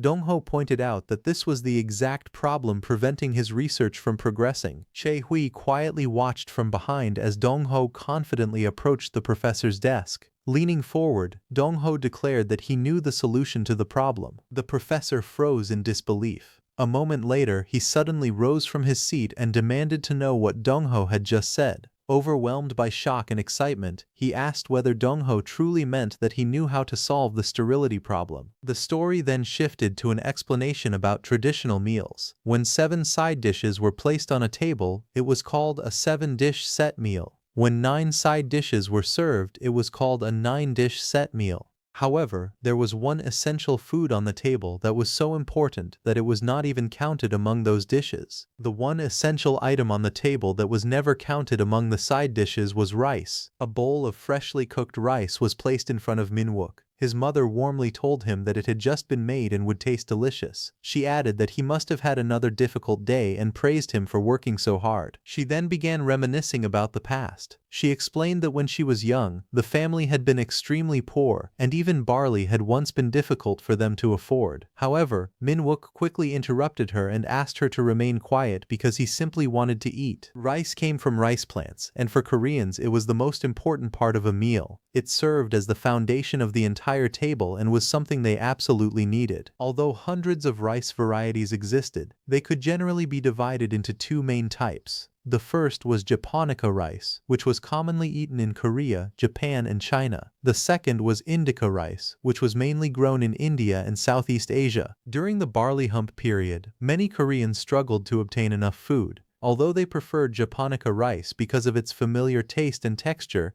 its yield was far too low to feed the entire population. Indica rice, on the other hand, produced a much larger harvest, but most Koreans found its taste so unpleasant that it was practically inedible. Because of this, researchers naturally attempted to cross japonica and indica rice. Their goal was to create a new variety that combined the pleasant taste of japonica with the high productivity of indica. At the time, developing such a variety seemed like the only way to overcome the barley hump crisis. Returning to the professor's research, Dong-ho revealed that he already understood what the professor had been attempting. He explained that the professor was trying to cross japonica and indica rice even though researchers in Japan had already given up on the same idea. Dong-ho clarified that this method was known as distant hybridization. It involved crossing plants that had separated from a common ancestor long ago and had since developed very different genetic traits. Although japonica and indica were both types of rice, that did not mean they were closely related strains. The genetic distance between them was extremely large. Therefore, even when researchers successfully crossed the two varieties, defects often appeared in the following generation. Eventually, the hybrid plants became sterile and could no longer reproduce. The professor stared at Dong-ho in complete shock. He could not understand how Dong-ho knew so much about the exact difficulties of his research. Growing increasingly suspicious, he asked whether Dong-ho was also a plant breeder like him. Dong-ho calmly explained that he was only a businessman who wanted to help the professor. However, he made it clear that he had no intention of helping someone who remained safely inside the university while people outside continued starving to death. He then confidently told the professor that everything could change if he decided to work with Dong-ho and his team. The professor stared at him in disbelief and wondered where such overwhelming confidence came from. He was considered Korea's leading rice researcher, yet even he had not discovered the slightest clue for solving hybrid sterility. Still, Dong-ho was confidently claiming that the problem could be solved if the professor joined him. The professor's thoughts became increasingly troubled. He remembered Dong-ho's earlier claim that one person was dying every day. He began to fear that refusing the offer would make him partly responsible for those deaths. After struggling with the decision, the professor finally told Dong-ho that he would contact him later. He asked for some time to think because he could not make such an important decision immediately. Dong-ho confidently told Professor Heo Moon-ho that 1 month would be enough for him to finish his remaining work at the university. Without waiting for a final answer, Dong-ho announced that he would return to pick him up after 1 month. Before leaving, Dong-ho added that the professor's salary would be paid in won and that he would receive twice his current salary. Standing beside him, Choi-hui looked surprised by the generous offer. Dong-ho then told Professor Heo that both he and the people of the country needed his knowledge, so they would patiently wait for him. As Dong-ho and Choi-hui walked away from the university, Choi-hui followed behind him with a confused expression. She quietly questioned why Dong-ho had specifically said that the professor's salary would be paid in won. 3 days after their meeting with Professor Heo Moon-ho, on June 10, 1962, a man suddenly rushed toward their office while repeatedly shouting for Dong-ho. The man was Park Min-suk, the company's third employee after Dong-ho and Choi-hui. Holding several newspapers in his hands, Min-suk burst into the office and anxiously declared that they had a huge problem. Dong-ho remained seated behind his desk and calmly asked Min-suk what had happened. In a panic, Min-suk shouted that emergency monetary and financial measures had been announced. Terrified by the news, he demanded to know what would happen to all their money. Dong-ho realized that his memory had been correct. The country was undergoing another currency reform. Around 1953, the government had introduced emergency monetary measures that changed the currency unit from won to yuan. Now, nearly 10 years later, the military government was once again implementing emergency monetary and financial measures. Under the new reform, 10 yuan would be converted into 1 won. Dong-ho understood that the government needed to reduce the size of the currency unit because inflation had risen too high. However, the reform involved far more than simply changing the name and value of the currency. Park Min-suk anxiously read the announcement aloud. Beginning on June 10, 1962, all circulation and transactions involving yuan were banned. Every form of payment in yuan had to be deposited into a financial institution. After that, access to the deposited funds would be frozen. Dong-ho calmly confirmed that Min-suk's understanding was correct.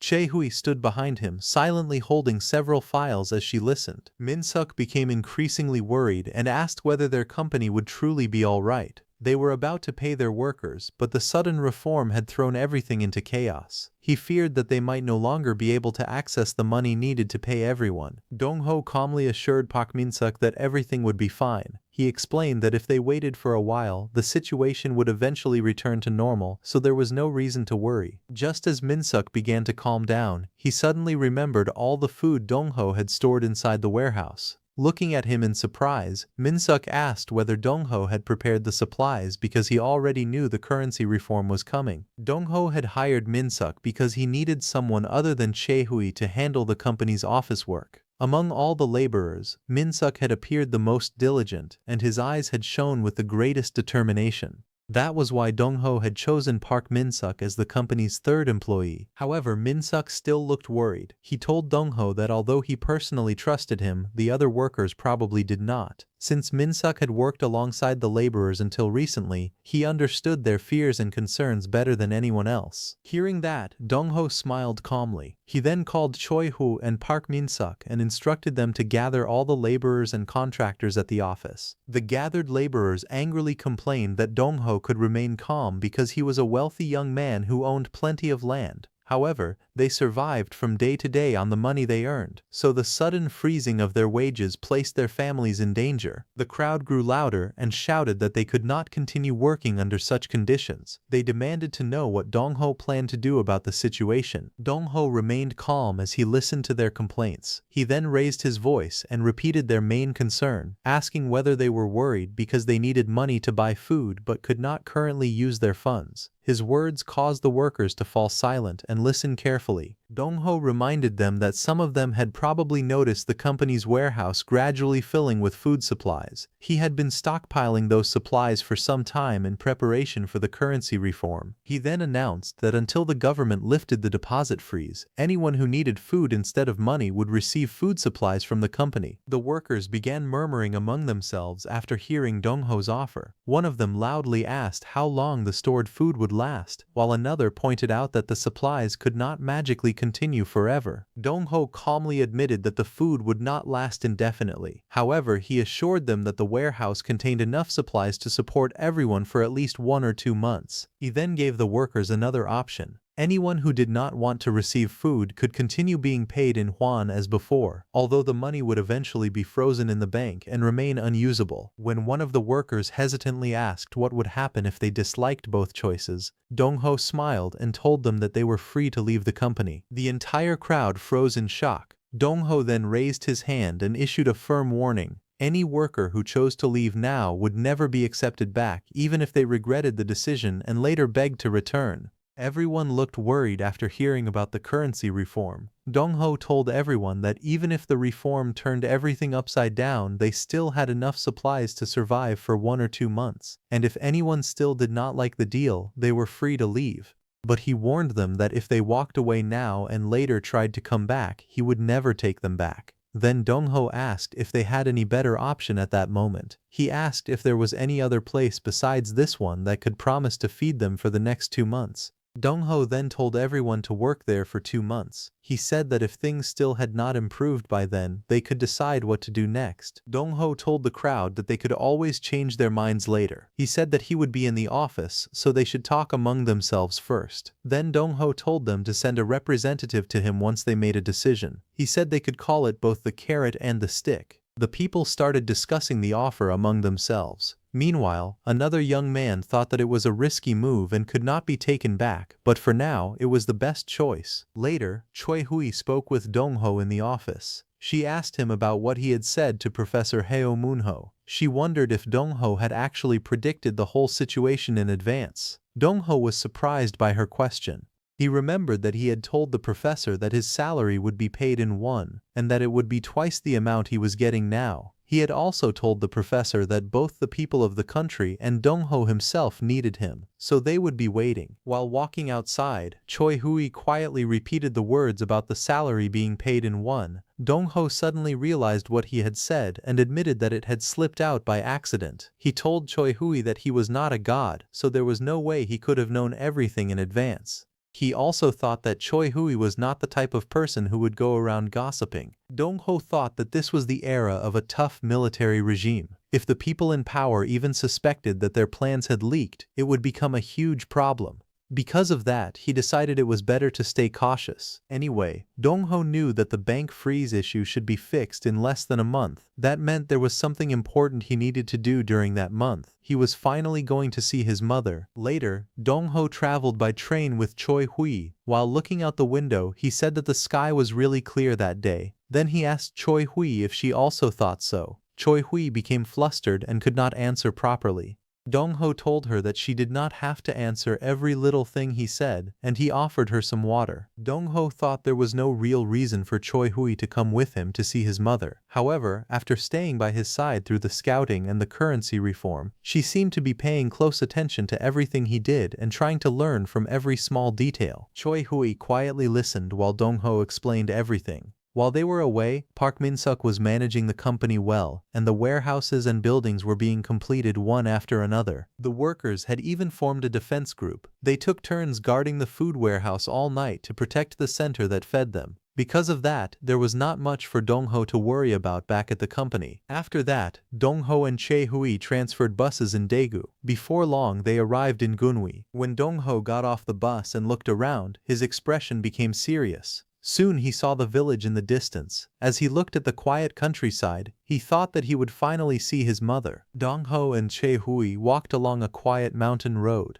Dong-ho thought that maybe he should have ignored the stocks in the research center for a while and come down to see his mother from the very beginning. He remembered that the eldest son, Lee Dong-ho, had run off to Seoul with all of the family's savings. He wondered how long a poor family could really survive after something like that. While they were walking, someone suddenly called out to him and asked if he was Dong-ho. Dong-ho realized that the man was someone from his memories. Dong-ho recognized him as Hwang Jae-suk and greeted him after a long time. Hwang Jae-suk was surprised and praised Dong-ho, saying that he had really picked up the Seoul accent after going there. He also said Dong-ho looked pretty cool. Hwang Jae-suk noticed that Dong-ho had many bags and offered to give him a ride. Dong-ho got onto the cart and nervously asked how his family was doing. Hwang Jae-suk asked if he meant his younger siblings. Then he said he felt like Dong-ho might punch him if he answered honestly. He then asked if Dong-ho was really the one who should be asking that question. Hwang Jae-suk reminded Dong-ho that he had taken all of the family's money and run away to Seoul. Hwang Jae-suk told Dong-ho that if his parents and siblings were doing well, they would not have just let him go so easily. Dong-ho became quiet and asked if that was really true. Hwang Jae-suk said that he had also been reckless in the past, but Dong-ho was on a completely different level. He said he did not even know whether Dong-ho's parents and siblings were managing to eat properly. Dong-ho felt bitter after hearing that. He thought that maybe this was how human greed worked. People kept telling themselves to wait just a little more and do one more thing before going to the people they loved. In the end, they made those people wait too long. Dong-ho remembered that he had returned to life earlier than expected by chance. Even after that, he kept telling himself that he would do just one more thing before going to see his mother. He wanted to prepare a little more before meeting her. But as he kept moving forward like that, time passed quickly. Before he knew it, it was already June. Dong-ho lowered his head and stayed silent. Chae-hui looked at him quietly. Then Jae-suk suddenly asked Dong-ho who the woman beside him was and jokingly wondered if she was his future wife. Dong-ho became flustered and told Jae-suk that calling her his future wife was too much. He explained that Chae-hui worked with him and was an employee at his company. Then he introduced her to Jae-suk as Miss Chi and introduced Jae-suk as his old friend. Choi-hui smiled gently and greeted Jae-suk. Jae-suk laughed and said he had almost embarrassed himself. He joked that it must have been a long trip to get there. Dong-ho asked Jae-suk if he was seriously trying to use a Seoul accent all of a sudden. Jae-suk replied that in front of a beauty, he had to sound cool and talk like a Seoul guy. As they continued riding the cart, they finally reached a village. Jae-suk said they had arrived. Dong-ho looked ahead and started to speak, but then he realized something was wrong. The place in front of him was not his house. Jae-suk told Dong-ho to stop doubting and said it was obvious that this was not his house. He reminded Dong-ho that he had sold his own house, so what house could he even have left now? Then he told Dong-ho to get off the cart. From Dong-ho's memories, he knew exactly whose house this was. The house belonged to Kim In-soo, his childhood friend. Kim In-soo was the friend who had once tried to betray him after being blinded by money. He was also the one Dong-ho had beaten up before they went their separate ways. Dong-ho stood there with Cho-hui behind him, feeling confused. He wondered why they had come to this place instead of his own house. Some children outside the house noticed Dong-ho and became surprised. One of them shouted and asked if it was really Dong-ho. Then the child quickly called for Dong-ho's parents and told them that Dong-ho had come back. Dong-ho was shocked when he heard that. He realized that Kim Min-soo was taking care of not only his own mother and 8 younger siblings, but also Dong-ho's family. Dong-ho saw his parents and immediately knelt before them with his head lowered. He asked his father and mother if they had been well. His mother gently told him that he had done well and that it was good he had come back. She said that since the eldest son was now home, they should all work hard together as a family again. His father complained and asked why a woman was speaking before her husband had even finished talking. Dong-ho realized that these two were his maternal grandfather and grandmother, but in this life, they were his parents. He promised himself that this time he would be a good son and show them the love he could not show his parents in his last life. Dong-ho suddenly heard someone calling for their mother, saying that Big Brother had returned. The voice was young and unfamiliar, but Dong-ho recognized it instantly. It was the voice he had wanted to hear more than anything. It belonged to the reason he had returned to this era. Dong-ho broke down in tears. He thought of that person as someone who had always looked at him with kindness, someone who gave everything and still tried to give even more. To Dong-ho, that person was like his own personal god. Just as Dong-ho was overwhelmed with emotion, she suddenly smacked him hard on the back of the head.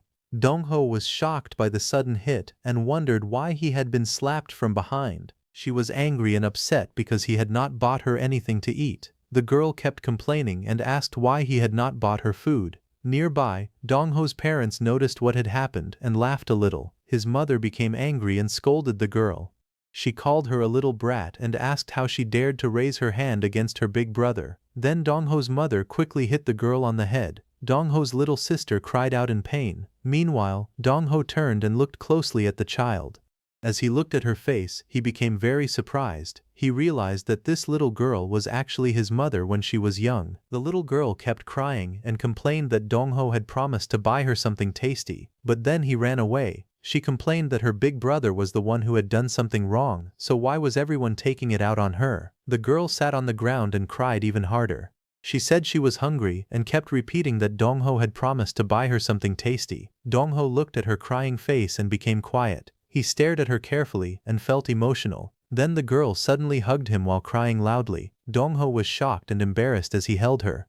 In his mind, he greeted her politely, thinking that this child was his 12-year-old mother. He felt strange and overwhelmed by the situation. Sometime later, Min-soo and his mother prepared food for everyone. When they saw that Dong-ho had bought so much meat, they became excited. They quickly prepared and cooked the meat very well. Seeing the smiles on their faces, Dong-ho became happy. Because the currency reform had caused too much chaos, normal buying and selling had become almost impossible. So Dong-ho came back with both hands full of meat. There were many people to feed. Min-soo's mother, Min-soo, and his 8 younger siblings made 10 people. With Dong-ho's parents and siblings, there were 5 more people. Altogether, it was a very large group. Dong-ho looked at everyone and thought about how Min-soo had been taking care of all of them. he realized that Minsu had carried a heavy burden for a long time. Minsu then brought food to Dongho and told him to think of it as repayment for the beating he had received. He smiled and told Dongho to eat with him and have a drink together as friends. Dongho smiled softly after hearing this. The atmosphere became warmer.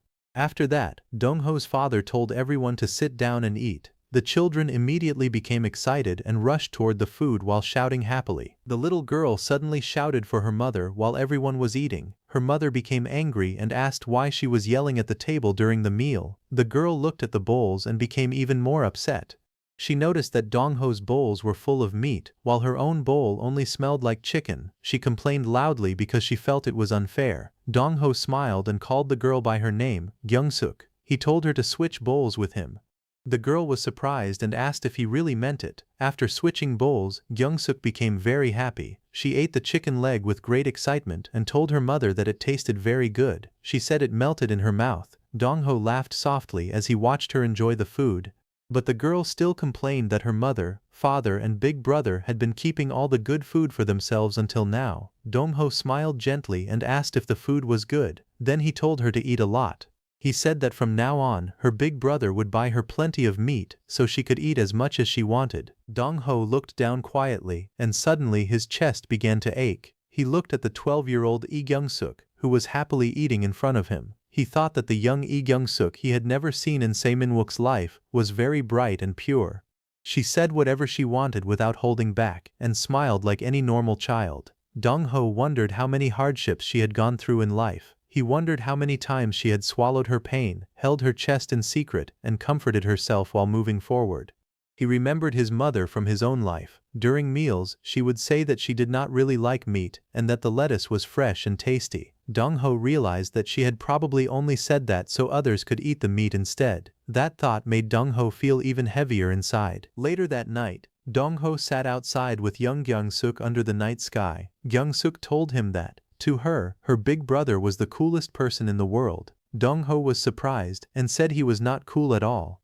But Gyeongsuk said that her big brother was always cool, had handsome hands and was the nicest person to her. Then she looked at him and asked if he was going to become a thug. Dongho was caught off guard by her sudden question. Dongho sat with young Gyeongsuk resting on his lap. He gently asked her what she wanted him to become. He told her that whatever she said, he would do it. As he looked at her under the night sky, Dongho thought that this was the reason he had been reborn from the very beginning. It was not for some great cause, fame or success. He only wanted to make his mother happy. Dongho thought that if his mother at 12 years old wanted something from him, then no matter what it was, he would find a way to make it happen. Gyeongsuk began to say that she wanted her big brother to do what he wanted. Dongho was confused and asked what she meant. Gyeongsuk said that her big brother should do whatever he wanted. She told him that if he wanted to become a thug, then he should become a thug. And if he wanted to become president, then he should become president. He could do anything. Dongho was deeply moved by her words. He looked at her and thought that no matter the era, his mother had always been the one person who prayed only for his happiness. Dongho gently asked her if it was really okay for him to leave home again. Gyeongsuk said it was okay. She told him that if he lived his life while holding himself back and giving up on what he wanted, then they would also have to live like that. She said that if Dongho did not follow his heart, they would only feel bad too. Then Gyeongsuk told him to live the way he wanted. Dongho became quiet after hearing her words. He felt thankful from the bottom of his heart. He thanked her sincerely. As they sat together under the night sky, Dongho silently promised that he would protect Gyeongsuk. Gyeongsuk told Dongho to make sure he was truly happy. She said her big brother could do anything. Then, while half asleep, she said that he was the person she loved more than anyone in the whole world. Dongho looked at the night sky and held her quietly. Her words made him think about what he really wanted to do after being reborn. With his knowledge of the future, Dongho knew he could become rich and live a comfortable life. He could use his awareness of future events to gain money and power. But then he asked himself if that was truly what he wanted. Dongho thought about Gyeongsuk and the promise he had made to protect her. As he carried her in his arms, his expression became serious. In the end, Dongho realized that simply becoming rich was not what he truly wanted. The unclear plans he had after being reborn began to become clear in his heart. He decided that he wanted to live in a truly cool way. He wanted to do something that could help as many people as possible. He also wanted to become a big brother that Kyungsuk would be so proud of that it would make her excited. Dong-ho thought that this would be the last day he looked at her as his mother. From now on, he would see her as the young Kyungsuk standing in front of him. After being reborn, Dong-ho was glad that the first thing he chose was farming. He believed it was the right first step because it helped make sure there were no hungry children like Kyungsuk once was. He also wanted to make sure that none of the neighbors would starve to death. Dong-ho felt that this was a solid first step toward his new path. Then, under the night sky, Dong-ho carried his sister inside the house and made her sleep with Miss Chae. Looking at Dong-ho's sister's smiling face, Miss Choi called out to Dong-ho and told him that he had a good time with his little sister. Dong-ho replied that they had a lot to talk about, so their conversation became long. Then he looked at Miss Choi and said that since they were already on the subject, he had made a sudden decision. Miss Choi looked at him calmly and listened. Dong-ho then told her that he had some new tasks for her to start from tomorrow. The next morning, Dong-ho wondered about moving away from Gunwi. His family found it hard to imagine leaving Gunwi because they had lived there their whole lives. One of them said it might not change much since Dong-ho had said he would prepare a small plot of land for them to farm in Yeongdong. Dong-ho smiled and wondered if it would really be only a small plot. In the end, they decided that the whole family would move to Seoul. Dong-ho walked through the mountains and thought about Gunwi. It was not an impossible place to live, but transportation was difficult. With the current level of development, it was hard to even keep up with the news.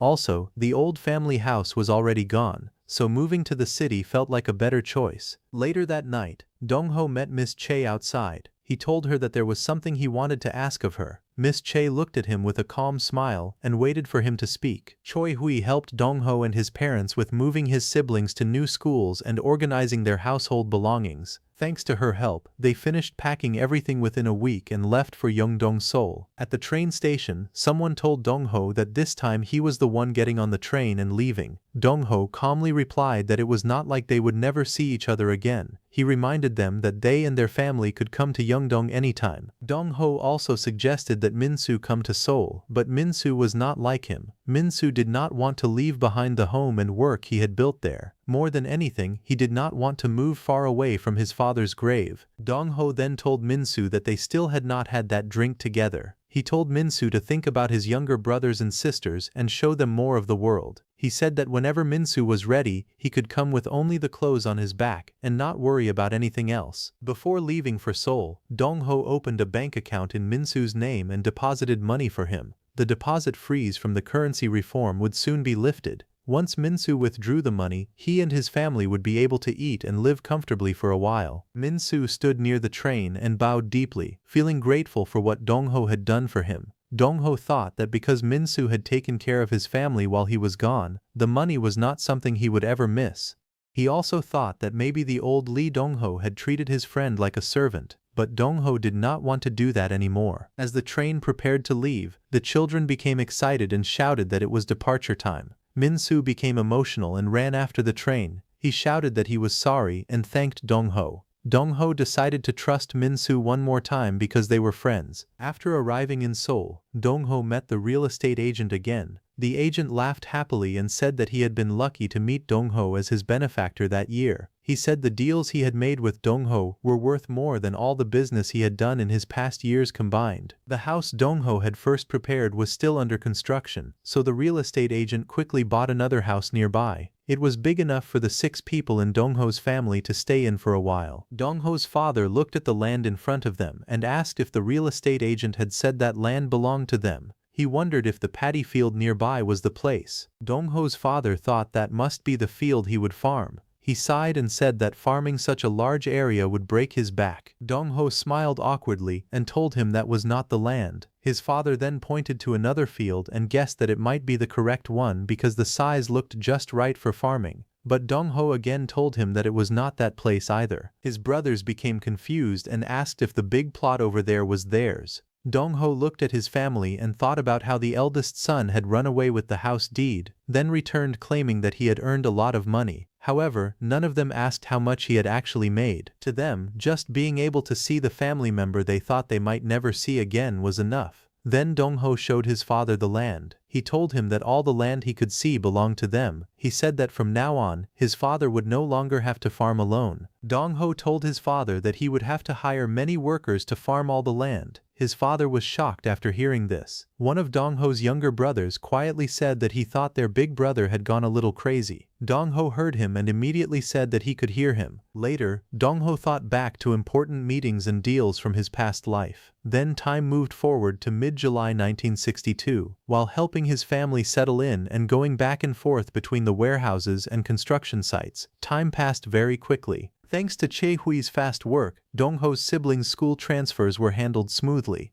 Gunhui had been a rural area, and Yeongdong was still countryside too, so everyone adjusted without much trouble. As Choi-hui had more and more people to meet for work, she started wearing more practical clothes. Once the shock from the currency reform began to calm down, Professor Hyo Moon-ho decided to join Dong-ho. He probably accepted Dong-ho's offer not because of the salary or the title of research center director, but because he believed they might finally solve the hybrid sterility problem. Around the same time, the research center building was completed. Professor Heo and a few of his students and the researchers who had worked with Professor Heo also started coming to the center. Dong-ho knew they were not there because they trusted him. They came because they trusted Professor Heo. Professor Heo had placed his hopes on Dong-ho and told them about this new research center that they had never even heard of before. Dong-ho told them that commuting out to Yeongdong must be tiring. He said the dorms would be finished within a month or two, so he asked them to bear with it a little longer. Professor Heo replied that enduring things was what researchers were best at. He also said he had not been sure that a seed research center would really be built,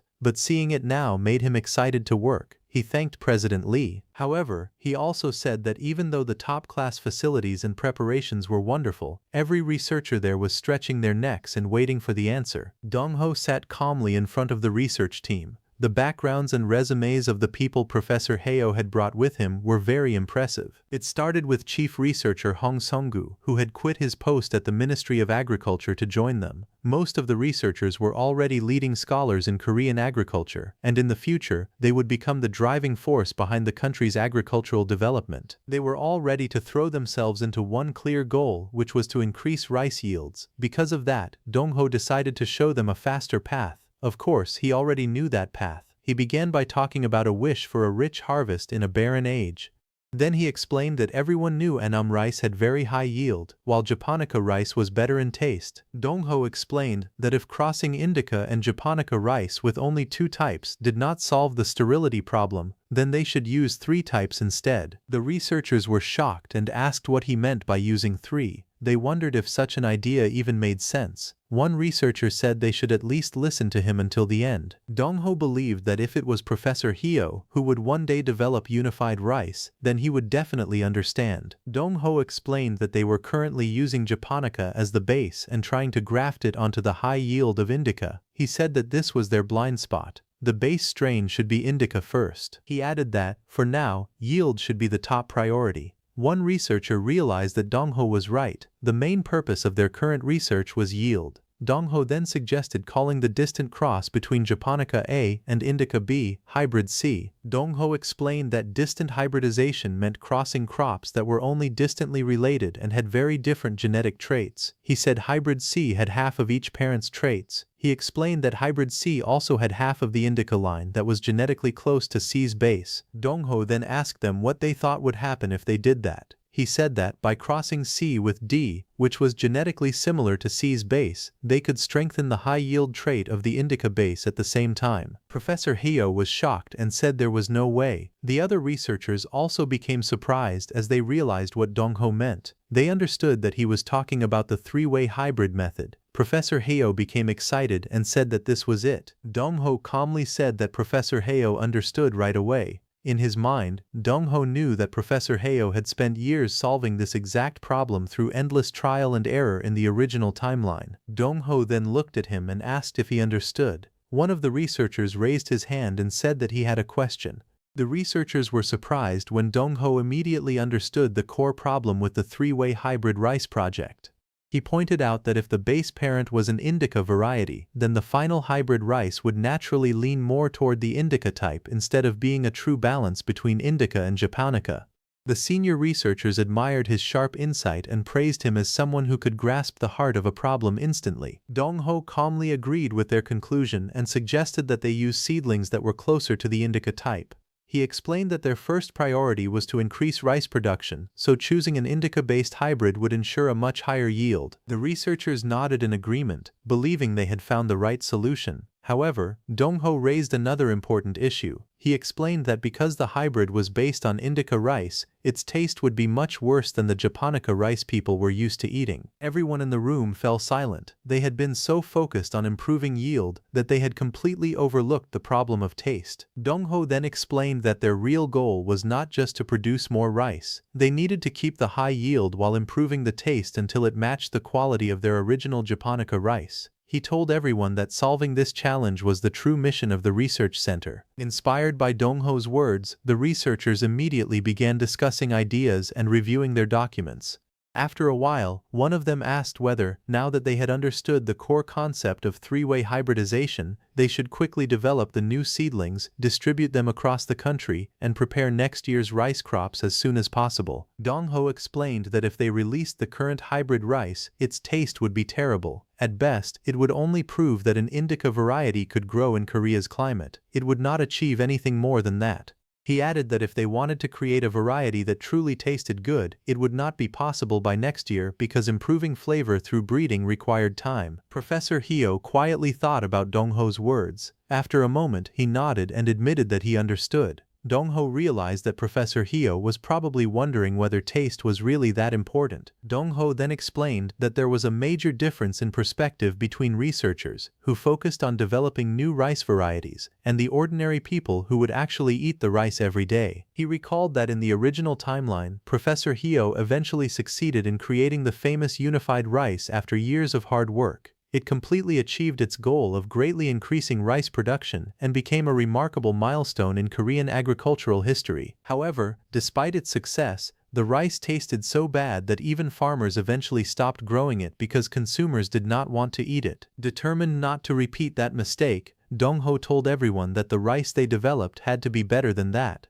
From then on, he visited the research center every day and used all the knowledge he remembered from the future to carefully review the researchers' results, helping them avoid mistakes and improve their work. Dong-ho spent every day guiding the researchers in the right direction. Using the knowledge he remembered from the future, he helped them avoid unnecessary trial and error, allowing their research to progress much faster. He knew that the three-way hybrid method was only a breeding technique. Depending on the order of the crossbreeding and the rice strains they selected, they could create a new variety that was even better than the unified rice developed in the original timeline. However, Dong-ho reminded himself not to rush. He realized they first had to successfully develop unified rice. Only after achieving that milestone would they have the foundation needed to continue improving it further. As he thought about the next step, Dong-ho remembered that the key japonica rice strain required for unified rice was located in Japan. On August 14th, Dong-ho informed the research center that he would be traveling to Japan with Mr. Park Min-suk. He politely asked if that arrangement was acceptable. Miss Choi did not answer immediately, making Dong-ho realize that something was bothering her. He quickly figured out that she was upset because she had not been chosen to join the trip to Japan. Thinking back to their previous visit to Gunhwai, Dong-ho remembered that she had actually been the one who felt the most uncomfortable during that trip. Dong-ho thought that this would be Park Min-suk's first business trip with him, so it would also be a good opportunity to learn more about Min-suk's personality and abilities. Just then, Park Min-suk happily rushed into the room and excitedly called out to Dong-ho. He thanked him over and over, saying that because of Dong-ho, he was finally getting the chance to travel overseas. Min-suk cheerfully declared that ever since meeting Dong-ho, his entire life had changed. Meanwhile, Miss Choi sat quietly at her desk, tapping on her tablet with an unhappy expression. Seeing her reaction, Min-suk laughed awkwardly and thanked Dong-ho once again before lowering his voice. He then asked if Miss Choi was in a bad mood. Dong-ho smiled and changed the subject. Instead of answering, he asked Min-suk whether the acquisition of the oil company had gone smoothly. Min-suk immediately nodded and reported that everything had gone well. He explained that they had successfully acquired an oil company located in Yeongdong-po. Park Min-suk curiously asked Dong-ho why they had bought an oil company. He pointed out that their current business was focused on rice, and developing a new rice variety would take a long time.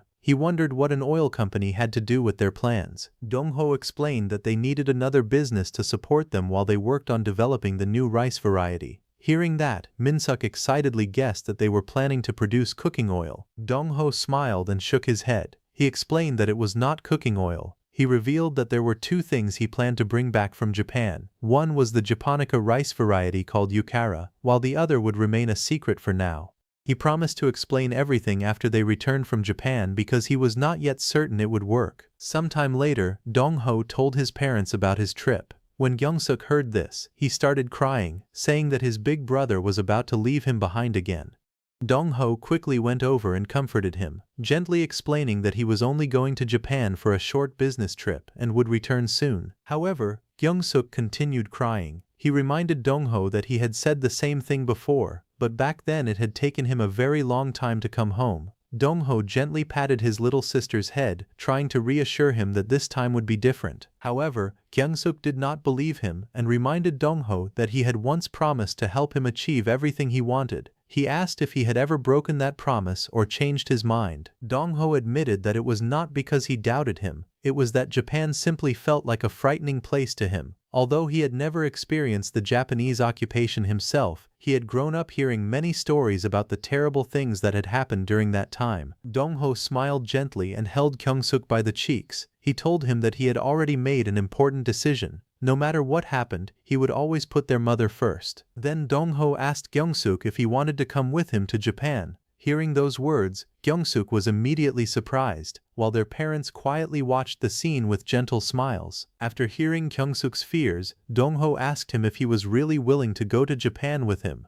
Without hesitation, Kyung-suk declared that he would never let his big brother go there alone because he wanted to protect him. Hearing those words, Dong-ho could only smile in surprise. Dong-ho told Kyung-suk to pack his things because he would be traveling with him. Excited, Kyung-suk gathered several farming tools, including a flail, a sickle, a hoe, and a shovel.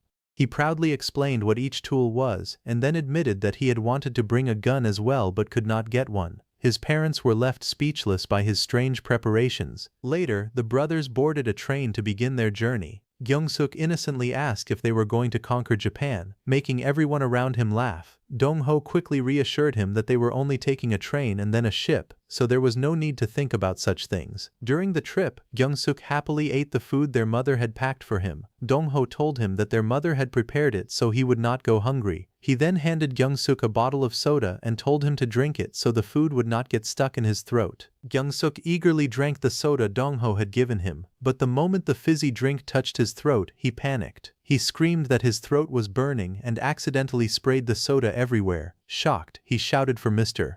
Min-suk and complained that Dong-ho had made him drink something strange. He even wondered if it was some kind of pesticide, making everyone around him laugh. Watching Kyung-suk's reaction, Dong-ho smiled awkwardly. As he looked at his mother, he realized how different she was from the person he remembered. Every time he saw her now, she seemed happier and more cheerful, and that filled him with joy. Mr. Min-suk patiently explained that the drink was simply soda. He told Kyung-suk that it was fizzy, which was why it made his throat feel strange, and that people drank it because it tasted good. Kyung-suk finally calmed down and declared that he would be relying on Mr. Min-suk from now on. After enjoying the train ride, the group transferred to a ship at Busan port. Before long, they arrived in Osaka, Japan. Looking around the city for the first time, Kyung-suk quietly realized that this was the real Japan. Even so, Mr. Min-suk nervously asked Dong-ho if it was really alright for him to be there. Min-suk looked around the city in silence. As his eyes landed on the familiar streets, the anger he had buried for so many years slowly returned. He admitted that it had been a long time since he had felt this angry.